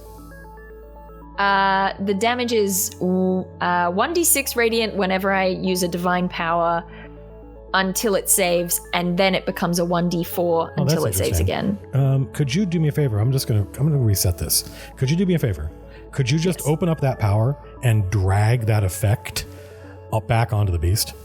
Yes. I'm gonna try rewind time and see what happens here. Because it didn't roll a die. I don't want to see it. Let me see. Which part of the power? This part. Yeah, the part that is this happens. And I drop it onto the beast? Yeah. Okay. So this part onto this. 1d6 radiant after effect, 1d4 radiant. But is that until it saves? That's what it says. Because in the power it says it lasts until the end of the turn. So I'm just going to click save. Here it says, okay, whenever you hit the target with a divine power, the target takes 1d6 extra radiant damage, save ends. After effect, when you hit the target with a divine power, the target takes 1d4 extra radiant damage, save ends. Okay, and how long, the power that you used that made it dazed? Yeah. How long does that last? That one just ends. That just ends at the end of my next turn. Now when I click next, it should roll the save, and we'll see what happens. Yep. Yeah. Let me double check. It did not save. Ooh. Sweet. Ooh. They rolled a 1. Yeah, it was dazed until the end of my next turn. Got it. Okay, so now it breaks the chains of Eileen. It bites through them and they shatter into a million little it's kind of like the Saint what's his name's drop. What's that piece of glass that when you shatter it, it breaks into a million pieces. King Edward's Prince Edward? I don't remember. I don't know about this. Oh, it's a famous YouTube video thing. It's how Smarter Every Day got famous. But, Rupert's drop, Prince Rupert's drop. So it's just like Prince Rupert's drop, where once a part of it is broken, all of the chains shatter and they spray out in a million little prismatic facets that catch the light and glow. And now it is free, but it is still fucked up from the Oath of Consuming Light, or whatever the fuck you did that gives you that bonus to radiant damage. And now it's your next turn. We're on round 3. Oh jeez, it's my turn again. Holy crap. Okay.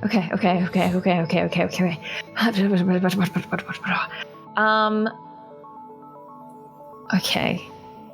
So I'm just looking at everything I got, trying to figure stuff out.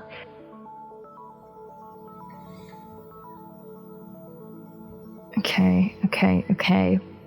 So far, this is going on. If you keep it up, you'll kill this thing. It won't even get in melee with you. Well, I'd really rather not be in melee with anyone ever. It's not kind of my jam. Oh, gee. I mean, do I just follow my instinct? No, because I get more damage if I do. Okay, wait. Yeah. Okay. I think that I will. Yeah, no, I'm gonna use the Angel of Fire's standard action. Okay. Which is to explode in flame. Which we'll see how that goes. Ooh. Oh. Why is it still defensive? Because I guess because he's dazed. Oh, yeah, dazed. He's dazed means you get advantage against him until the end of my turn. Oh. Yep. Okay. Well, I assume the angel says something. Ooh. Oh, my first actually decent roll of damage. Nice. Wow. Yeah. I mean, this thing is. You can see that it has this. It's hard to tell what it is. It's like some kind of chitinous exoskeleton, and you can see that it's cracking. Oh. Gee whiz. Okay. All right. And but it's still alive, and it hungers. Yeah. And I'm gonna just use my movement to just sort of duck around to the other side of this mushroom. I don't know why. I just feel safer over here. Okay. And that's the end of my turn. Okay. So now, unless I miss my guess, this thing is free to move. Oh, wait, that also counts as a divine. I looked this up at some point because I was very confused. That does count as a divine power for me. Okay, but is it? Are you looking for that extra D6?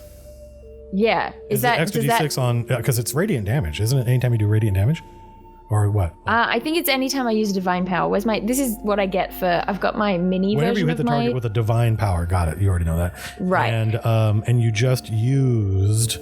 What was it? It was the Angel of Fire's... It was the Angel of Fire standard action, and according to the internet, that does count as using a divine power. Well, Summon the Flames of Eileen is a divine power.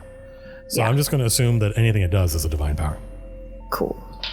So should I roll a D6? Yep.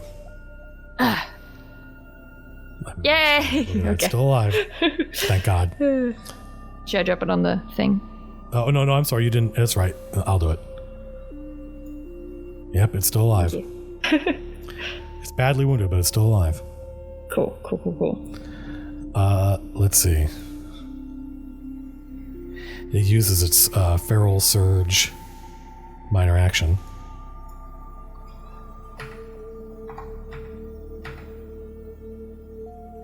As it moves, my angel gets an attack of opportunity. Sorry. Yeah, go ahead. And it's a 1, so that's fine. Go ahead. So now it gets to bite me. Oh! Wouldn't it be nice if it didn't? First of all, what it just did was it used its... I'm sorry. It didn't use its minor action to do a move. It used its standard action to charge. Ooh. So this is a basic attack. Oh, I'd rather if you didn't. And now, does he have you targeted? Yep, he has you targeted. And he's going to try and chomp on you. Now that he has... You are invisible. Oh, I am. I forgot about that. -2 to hit you.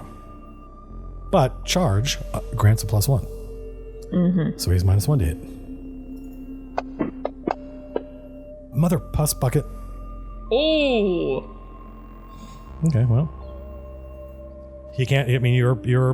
It doesn't have eyeballs, and you are thwarting you are thwarting its ability to find you. But charging pounce. This is a shadow beast. It was engineered to do this stuff. That was its. Well, actually, there's no way for it to take advantage of that, because for this creature, charging does not end its turn. But it doesn't have an... Ooh. It doesn't have... Oh, wait. I did not notice this. Hang on 1 second. That's nice. Of course, yeah. It's going to use its action point. Fudge. I don't know if I mentioned that it had an action point. I would 100% believe that it has an action point. I don't think there's any way that a creature like this wouldn't. I just, for 1 second, I was like, yeah, well. You guys haven't fought bad guys that have action points yet, but you haven't fought one of these. Yeah. So he's still... Now he's... Actually, the interesting thing is now he's at a greater disadvantage because he hasn't charged now. Now he's -2. Man, that dragon was a chump. 16 plus 11 -2 is 25. Okay. Let's see. And he doesn't get the extra D8 because this is not a charge.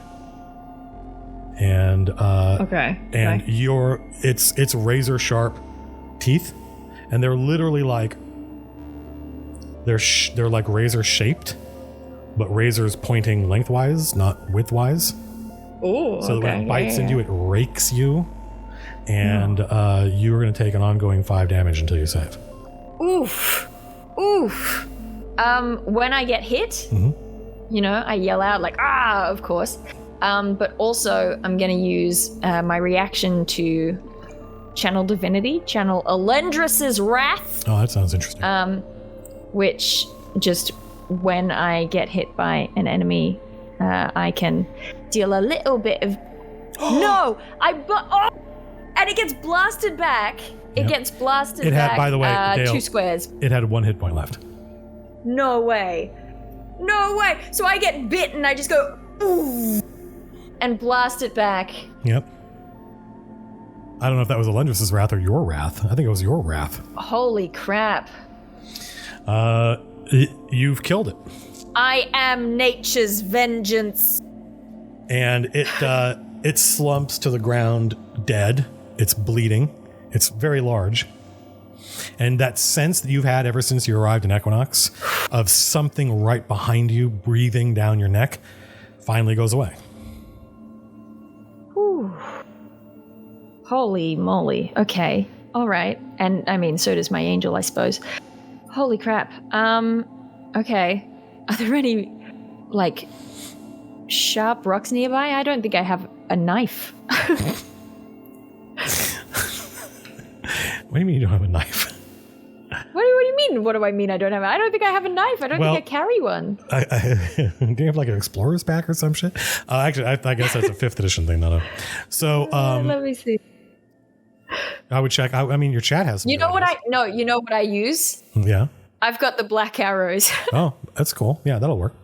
I break the head off one of the arrows and use that to start cutting open the. Well, the black arrows have obsidian heads, which are sharper than razor sharp.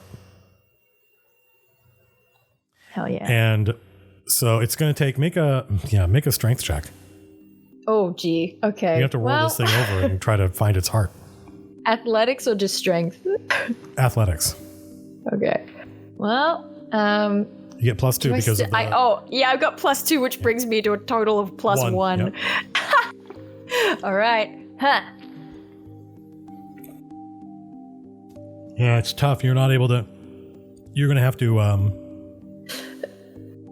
you have to carve your way in, like, through its mouth. Yeah.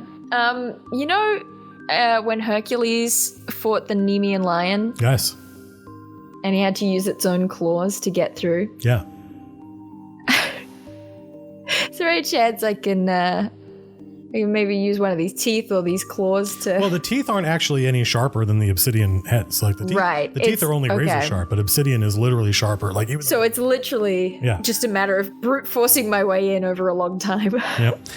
So here's what happens. You take 5 points of damage because you've got the only way in, since you can't push it over onto its underbelly, which is the easy way in to go. The only way to go in is through its mouth. So you're every time you dig in farther and you're making progress, you take another point of damage. You take another point of damage. What does it feel like it's made of? Like, well, like it's got flesh, as you can see in the picture. It's got flesh, but the flesh is like seal skin. Right. And Luellus doesn't have a word for this, but the chitinous exoskeleton, it feels like very, very hard plastic. Or like what? That's so weird. Like I mean, it's not plastic, but that's what it feels like. Carbon fiber, right? It feels like really smooth, very smooth, very hard, but still kind of flexible, right? Yeah. Like it doesn't really inhibit movement that much, but it stops. It'll stop a fucking bullet. So you take some damage. Will this work? Mm-hmm. Mm-hmm. Yep. Mm-hmm. And in the process, you become bloodied. Yeah, but isn't that so interesting that that's my hit points? Anyway, go on. Here's the thing: as as you're making progress, right? You cut out its tongue, toss that over, and you're going through down its esophagus, and you have a basic understanding of anatomy. And this thing's got 4 legs and a mouth and a head, so presumably you know where its heart is. As you make progress, you start to see light, but it's a ruby light. What? It's a ruby light that starts to stream out through the holes that you're making until eventually you find its heart, and its heart is a horse-sized heart-sized ruby. But it's not a normal ruby. It's a ruby like the glowing ruby that the Ruby Citadel is made out of. What? Okay. You recover the heart. I've got the heart. Yep. I've got the freaking heart. Yep. I'm going to add it to my inventory because I'm happy. You have the heart of the beast. I probably, while I'm here, do something fairly savage, like paint war stripes on my face with the blood or something like that. That's cool. Yeah. It's got this gray, thin liquid for blood. Ooh, gross. That liquid, under any kind of light, like the light given off by these mushrooms, it doesn't fluoresce, but it's got tiny, tiny little metal particles in it that reflect light. Oh, cool. So it's almost like you've got this like glitter. Like glitter suspended in a thin fluid that you make war paint. Hell yeah. Frig yeah. I'm gonna make a perception check. Ooh, okay. Ha. You notice that it's like, I don't know how big a horse's heart is, but I assume it's as big as like a pumpkin or some shit, right? This, yeah, I mean, they got Farlap's heart on display, right? Oh, do they? I didn't know that. Something like that. You notice a tiny fracture appears in the heart. Oh, yikes. Like I run. Like there's a time limit on this. Yeah, no, I start running. I start running through the forest. Okay. Full pelt. Fast as I can. The combat's over.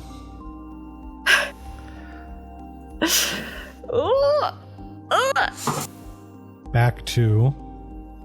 What movie does this remind me of? Oh, that's a good question. I hope it's a good one. I hope it's a good one, too. I hope it's not a shit movie like the ones I watch. Yeah, you don't have a problem. You don't have a problem getting the heart back. You're not being chased, right? So you don't have to make a skill challenge or anything like that. And the speed plant is like 8 hours. So you've come nowhere near exhausting all of that. So yeah, you come back to the Ruby Throne. Nothing's changed since the last time you were here. Except that I have a freaking ruby heart. Yep. I rush all the way up to the same sort of center platform because I'm actually pretty happy that you got bloodied. That if the beast is nasty, but you had a lot of advantages. Oh yeah. Something I think very online dungeon masters tend to forget is that almost every battle you run is a pre-alpha prototype. Yeah. And you never really know how's it going to go exactly. I've never done this before. Mm-hmm.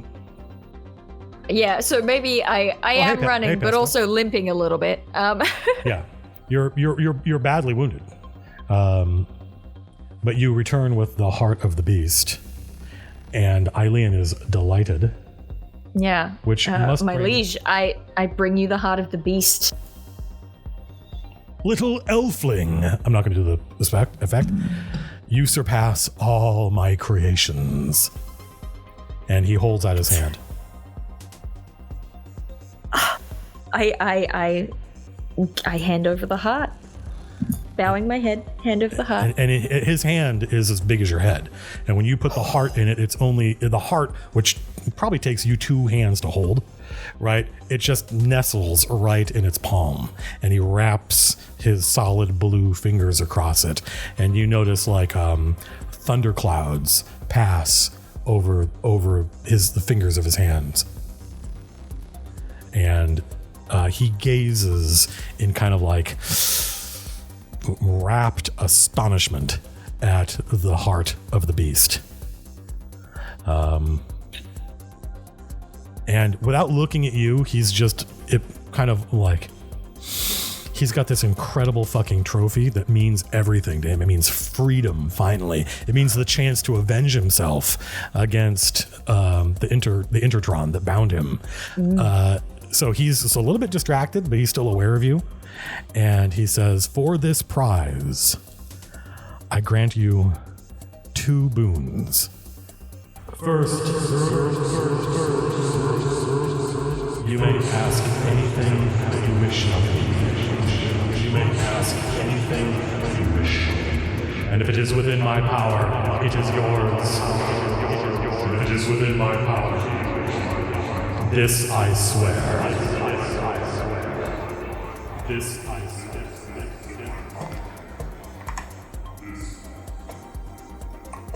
He said, first, you may ask anything you wish of me. If it is within my power, it is yours. This I swear.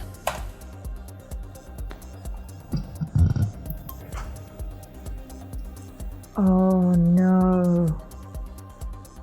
And then he, without looking at you, he's just kind of like contemplating his orb. He glances behind you, and you hear this kind of like whoosh sound. Yeah. And he's looking at something off screen that you can't see because you're staring at him. Uh-huh. But if you turned around and looked, I think I will. I was contemplating whether it would be rude to look away. I think well, I he's would not even turn looking around at you and right look. now. Right. I think I would turn around and look. There is it looks for all the world like a bird bath that just arrived here about 5 feet away from you. What? It's a ruby crystal pedestal that goes up to about waist high, and it ends in a bath of water, a pool of water that's about, I don't know, 2 feet across. It looks exactly like a bird bath, except it's made of solid ruby, and it's got the liquid that is inside it is red but opaque. It's not water. It's like red milk. Okay.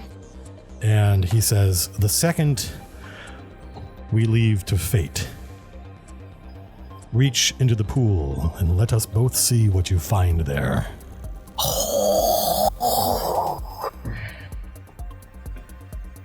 So, Ooh. you can ask anything of him, and if it is within his power, he must grant it. And you get to roll on a very special chart, and we find out what's inside. Okay. Can I reach into the pool first? You may. It's up to you. Sorry, I'm mumbling into my hand. Can I No. reach into the pool first? You may. I would like to do that. Okay. Do me a favor and roll percentile dice. Okay. Okay. Oh, 74. Okay, I was going to say, great. It says 11, and I'm like, great, you rolled 2 dice. There's no, it's like, how do we know which one's the 10s? But we'll just treat this as 74. And 74 is a good result, I think. Hang on one second. Okay. Well, I know what this is, but I don't have the card for it. All right, Lavellis. Are you ready for this? I don't know. It's going to fucking rock your world. I don't know if you're going to like this or right. not. I presume you're going to like it. It's a reward, but who knows? Rewards that change characters. I don't know if they're, I don't know if they're that popular. You reach into the bird bath, and it's only it's really shallow. It might be like 6 inches deep. Okay. And there's nothing in there.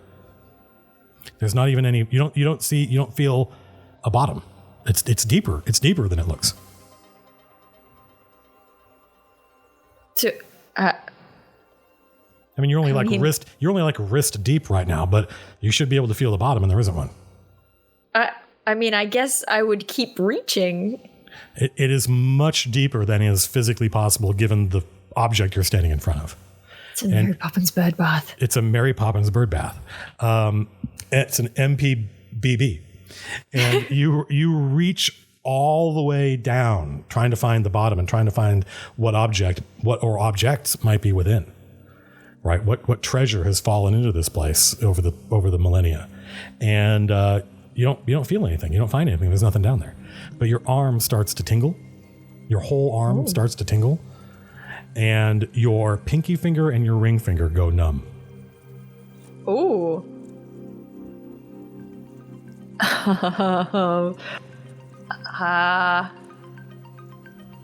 I probably keep my arm in there, but I say, my liege, I don't understand.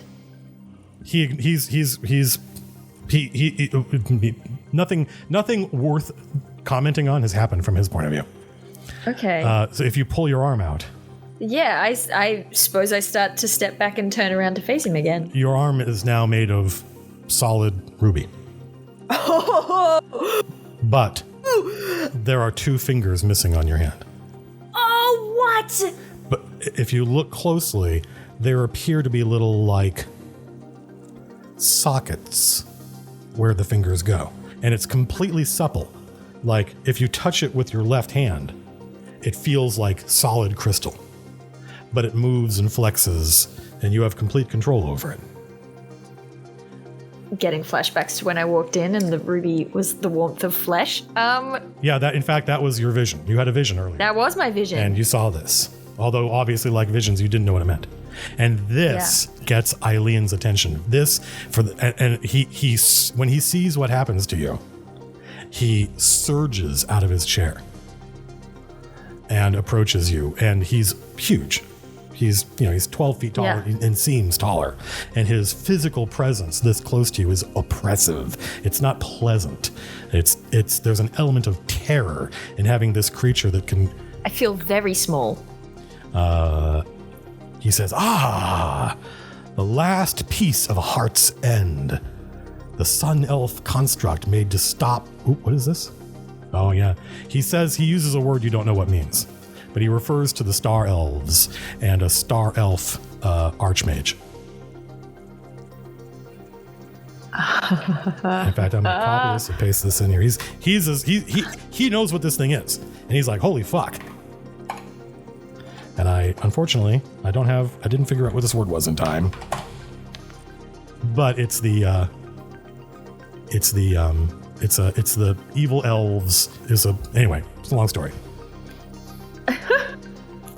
But when he says that, when he says it's the last piece of heart's end, the palm of your new ruby hand glows blue. And it pulses.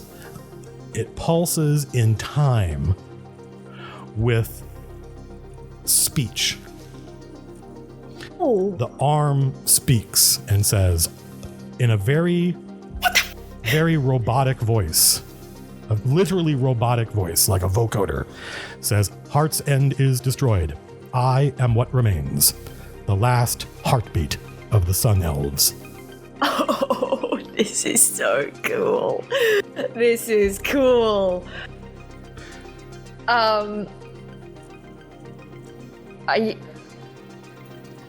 I think that the way that she would frame this is she would say, Your Radiance, I don't know the story. I'm not familiar with this story.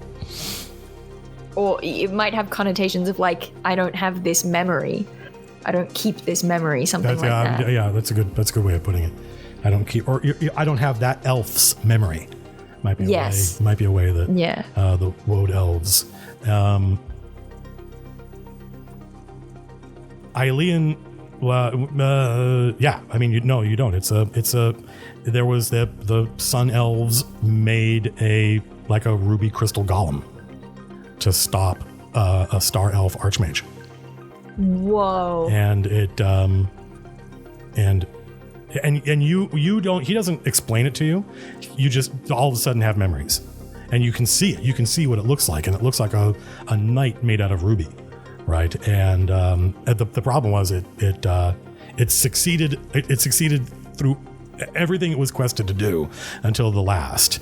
And the Star Elves they are the masters of secrets, and they did something you don't have this memory because it doesn't know it did it.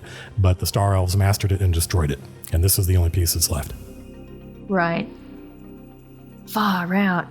So what this thing does, you'll find out later. Yeah, I mean, but it can do a lot of stuff. But mostly it is its knowledge is the reward. It's what it knows. Yeah. So you'll get a card that says, here's all the stuff you know it can do. I know it can be used. Yeah. I know it can be used as a implement. That's sick. That is so cool. So unfortunately, you lost an arm, but you gained an arm. I mean, yeah, did I? I mean, really, net have one arm. So it's fine. I don't think that I have it in me to be upset about this. You know what I mean? Oh, holy crap. And Eileen thinks that this is the artifact that Kaifran used to build the Citadel. I probably ask Eileen, my liege, if this is what fate and yourself have gifted me, is there some further purpose I must fulfill with it? Only the Remainer can answer that, he says, looking at your arm. The Remainer? Is that... But... Well, when the arm spoke, the arm said, yeah. Heart's End is destroyed, remains. I am what remains. Yeah. Okay. That might be a conversation I have to have another time. With my hand. This is getting so sci-fi. I love this. It's going to get more sci-fi. Anyway, sorry. Holy crap. So yeah, Eileen is like surprised, delighted, and it's very humanizing. His attitude right now is like, fuck, this is awesome. This is a great day. And he turns and walks back to his throne and kind of throws himself back into it and waves his hand magnanimously and says, the gods have smiled. Val has smiled upon you and you are his chosen. Now, name your boon. If it is within my power, I shall grant it. And I'm telling you right now, Dale. Yeah. Every single thing that happened up to this point. Yeah. This was all part of the adventure. Yeah. But what you say now, it was not. So choose wisely. Oh my gosh. Okay. I've had conversations with, I've mentioned it to you and I've mentioned it to chat previously, that for Lovelis this whole time, there's this constant pull and push between pull and pull, just pull from both sides. Pull! Of preservation of the past versus, trying to preserve the future. It feels like the wrong word to say preserve both times. But yeah, I, Dale, have in the back of my head that Ko just died. No, that's the thing. This is, man, I don't know. I never know. I've been doing this a long time, but I never know exactly how much of the curtain to pull back. This moment is why I was really, really down. Remember when you said, I hope Matt didn't think that was bad D&D? Yeah. For a while, I was like, should I even be a dungeon master? I feel so bad right now. But then once we were done playing, that you would. Once we were done playing, I went, wait a minute. She has a chance to get Ko back. I forgot. I didn't think about the implications of meeting Eileen. I knew this was going to happen, but I was like, oh shit, wait a minute. She absolutely is going to meet somebody that can bring that dude back. What am I worried about? This is the thing, right? But now here I am, face to face with a sky elf. Yep, the real thing. I could ask anything of this guy. From Lovelis's perspective, he says, if it's within my power. But from her perspective, she's like, that is basically one and the same as boundless.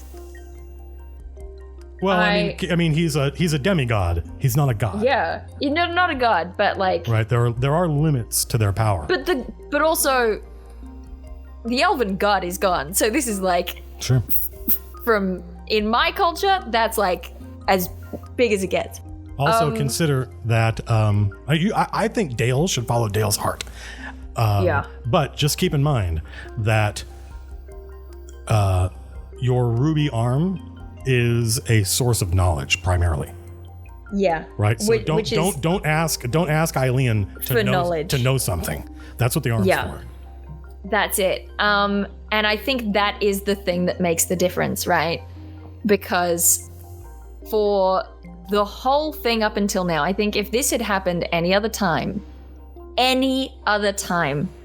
Levelis would have asked for something that could, break the tyranny and the madness of human order, right? Mm-hmm.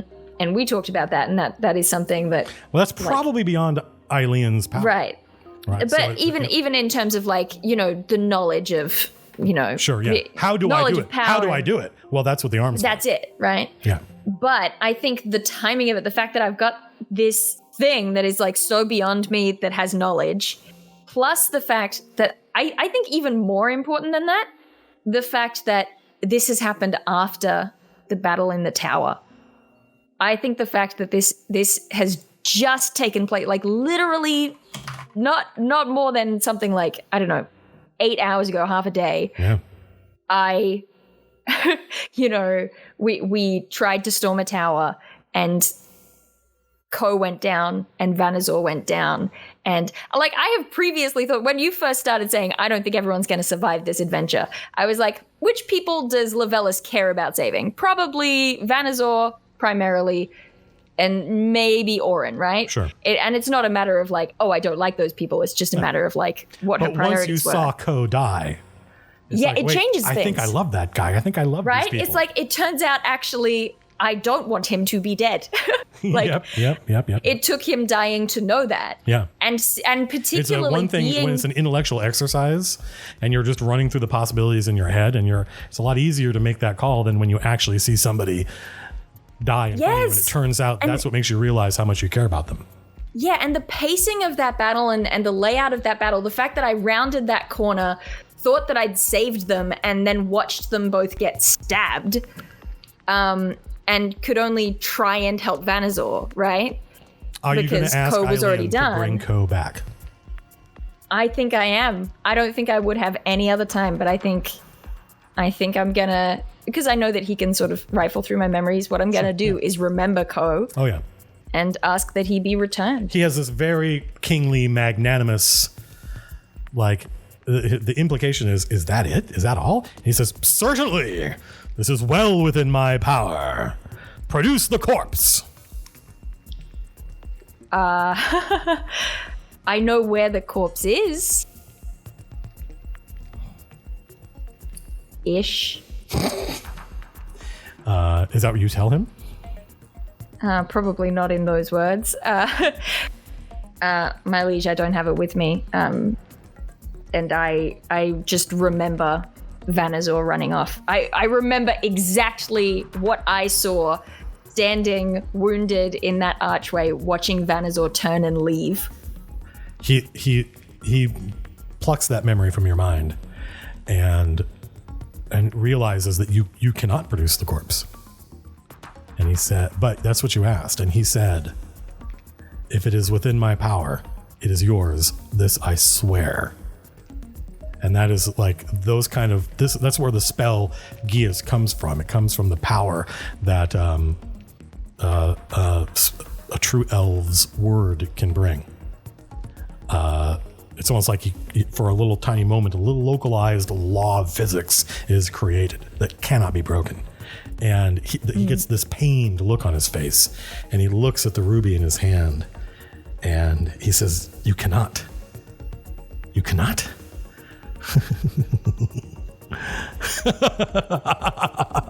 He starts laughing and says, poetry.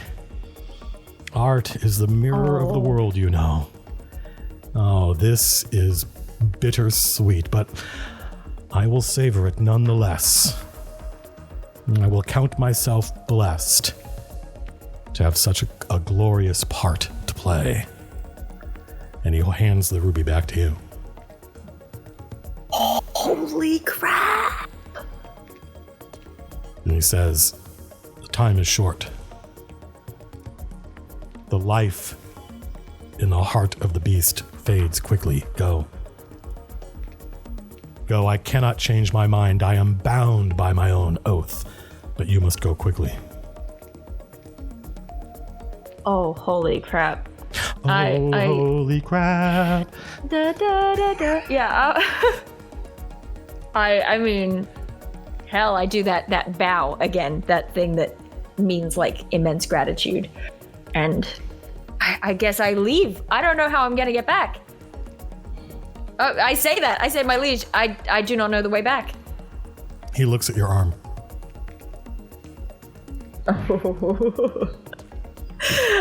Okay. I bow and I leave because I want to let the doors close behind me because that is visually dramatic. And then I will ask. And you hear this tomb-like boom as the ruby doors close. Perhaps forever. Well. Oh, the Burner Prince is like her hero. Okay. Oh. Okay. And I ask the Remainer, show me the way.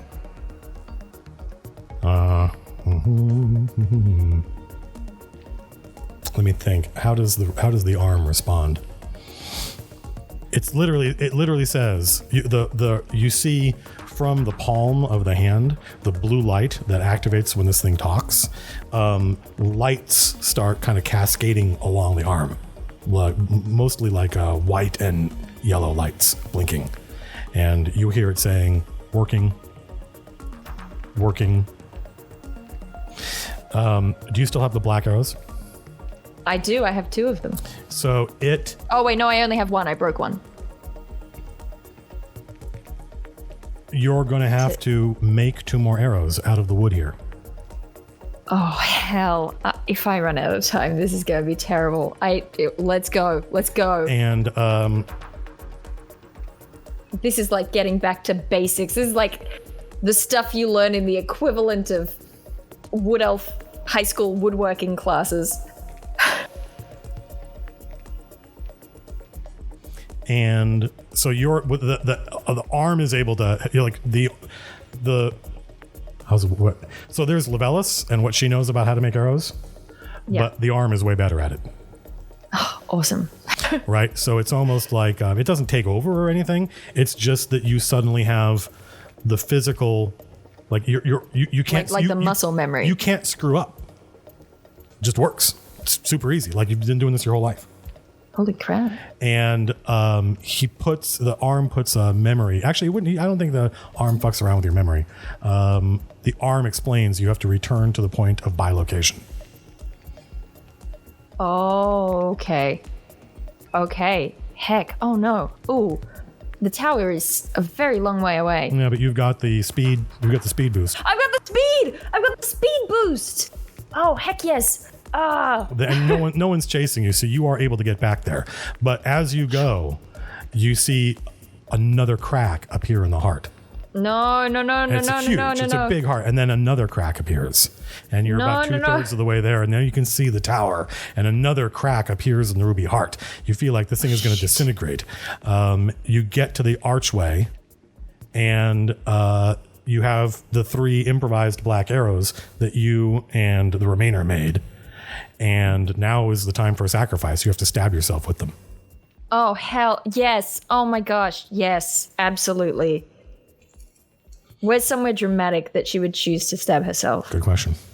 She would be very dramatic about it because right now she's got a lot of feelings. I mean, probably over her heart, maybe. Like, she's not going to stab herself in the heart, but like over the heart. That would probably be the last place, right? That would be like... Yeah. What about the first 2 places? I'm thinking about it. The first 2 places. Where was Ko stabbed? Ko was speared in the ribs, I think. Okay, 1 goes there. And then I think that was the blow that dropped him, and then the coup de grace was across the neck. Yep. Okay. Oh, shoot. Oh, great. Oh, sorry. The neck, is a lot, but I'm doing it because of the drama. And then the heart. And the first time you stab yourself, you suddenly have a clarity. Like you realize that this world that you're in right now is not the real world. And in fact, there's some part of you now that understands that Equinox is not a real place. It's not real the way the mundane world is. Although you're not able to interpret what that might mean. And then the second time you stab yourself, you are overcome with the certainty that what you're doing is the correct thing. And for a second, when you stab yourself in the neck, you can see the tower. The tower. You can see the tower as it is in Orden, and you can see. I just remembered that the tower in Orden is full of hobgoblins. But all right, let's do this. And then you stab yourself for the third time, and you plane shift back to Orden, and no time has passed. This entire thing happened, and you're literally in the doorway. Oh, no. And you've got the ruby arm, you've got the heart of the beast, and you can see your friends. You can see Sir Vanazor howling in remorse as his as soon as he saw you disappear, he started roaring in despair, and that roar hasn't stopped, and you are back in the world, and he's got Ko's dead body. Except now you're not standing, now you're not bloody, half dead, bracing yourself against the doorway. Now you're like, a little bit arrow stabbed. Yeah, but those are cosmetic wounds. Yeah. They're not anyway. I mean, I am bloodied because I never actually healed from the thing. But I got bite wounds, but I'm not,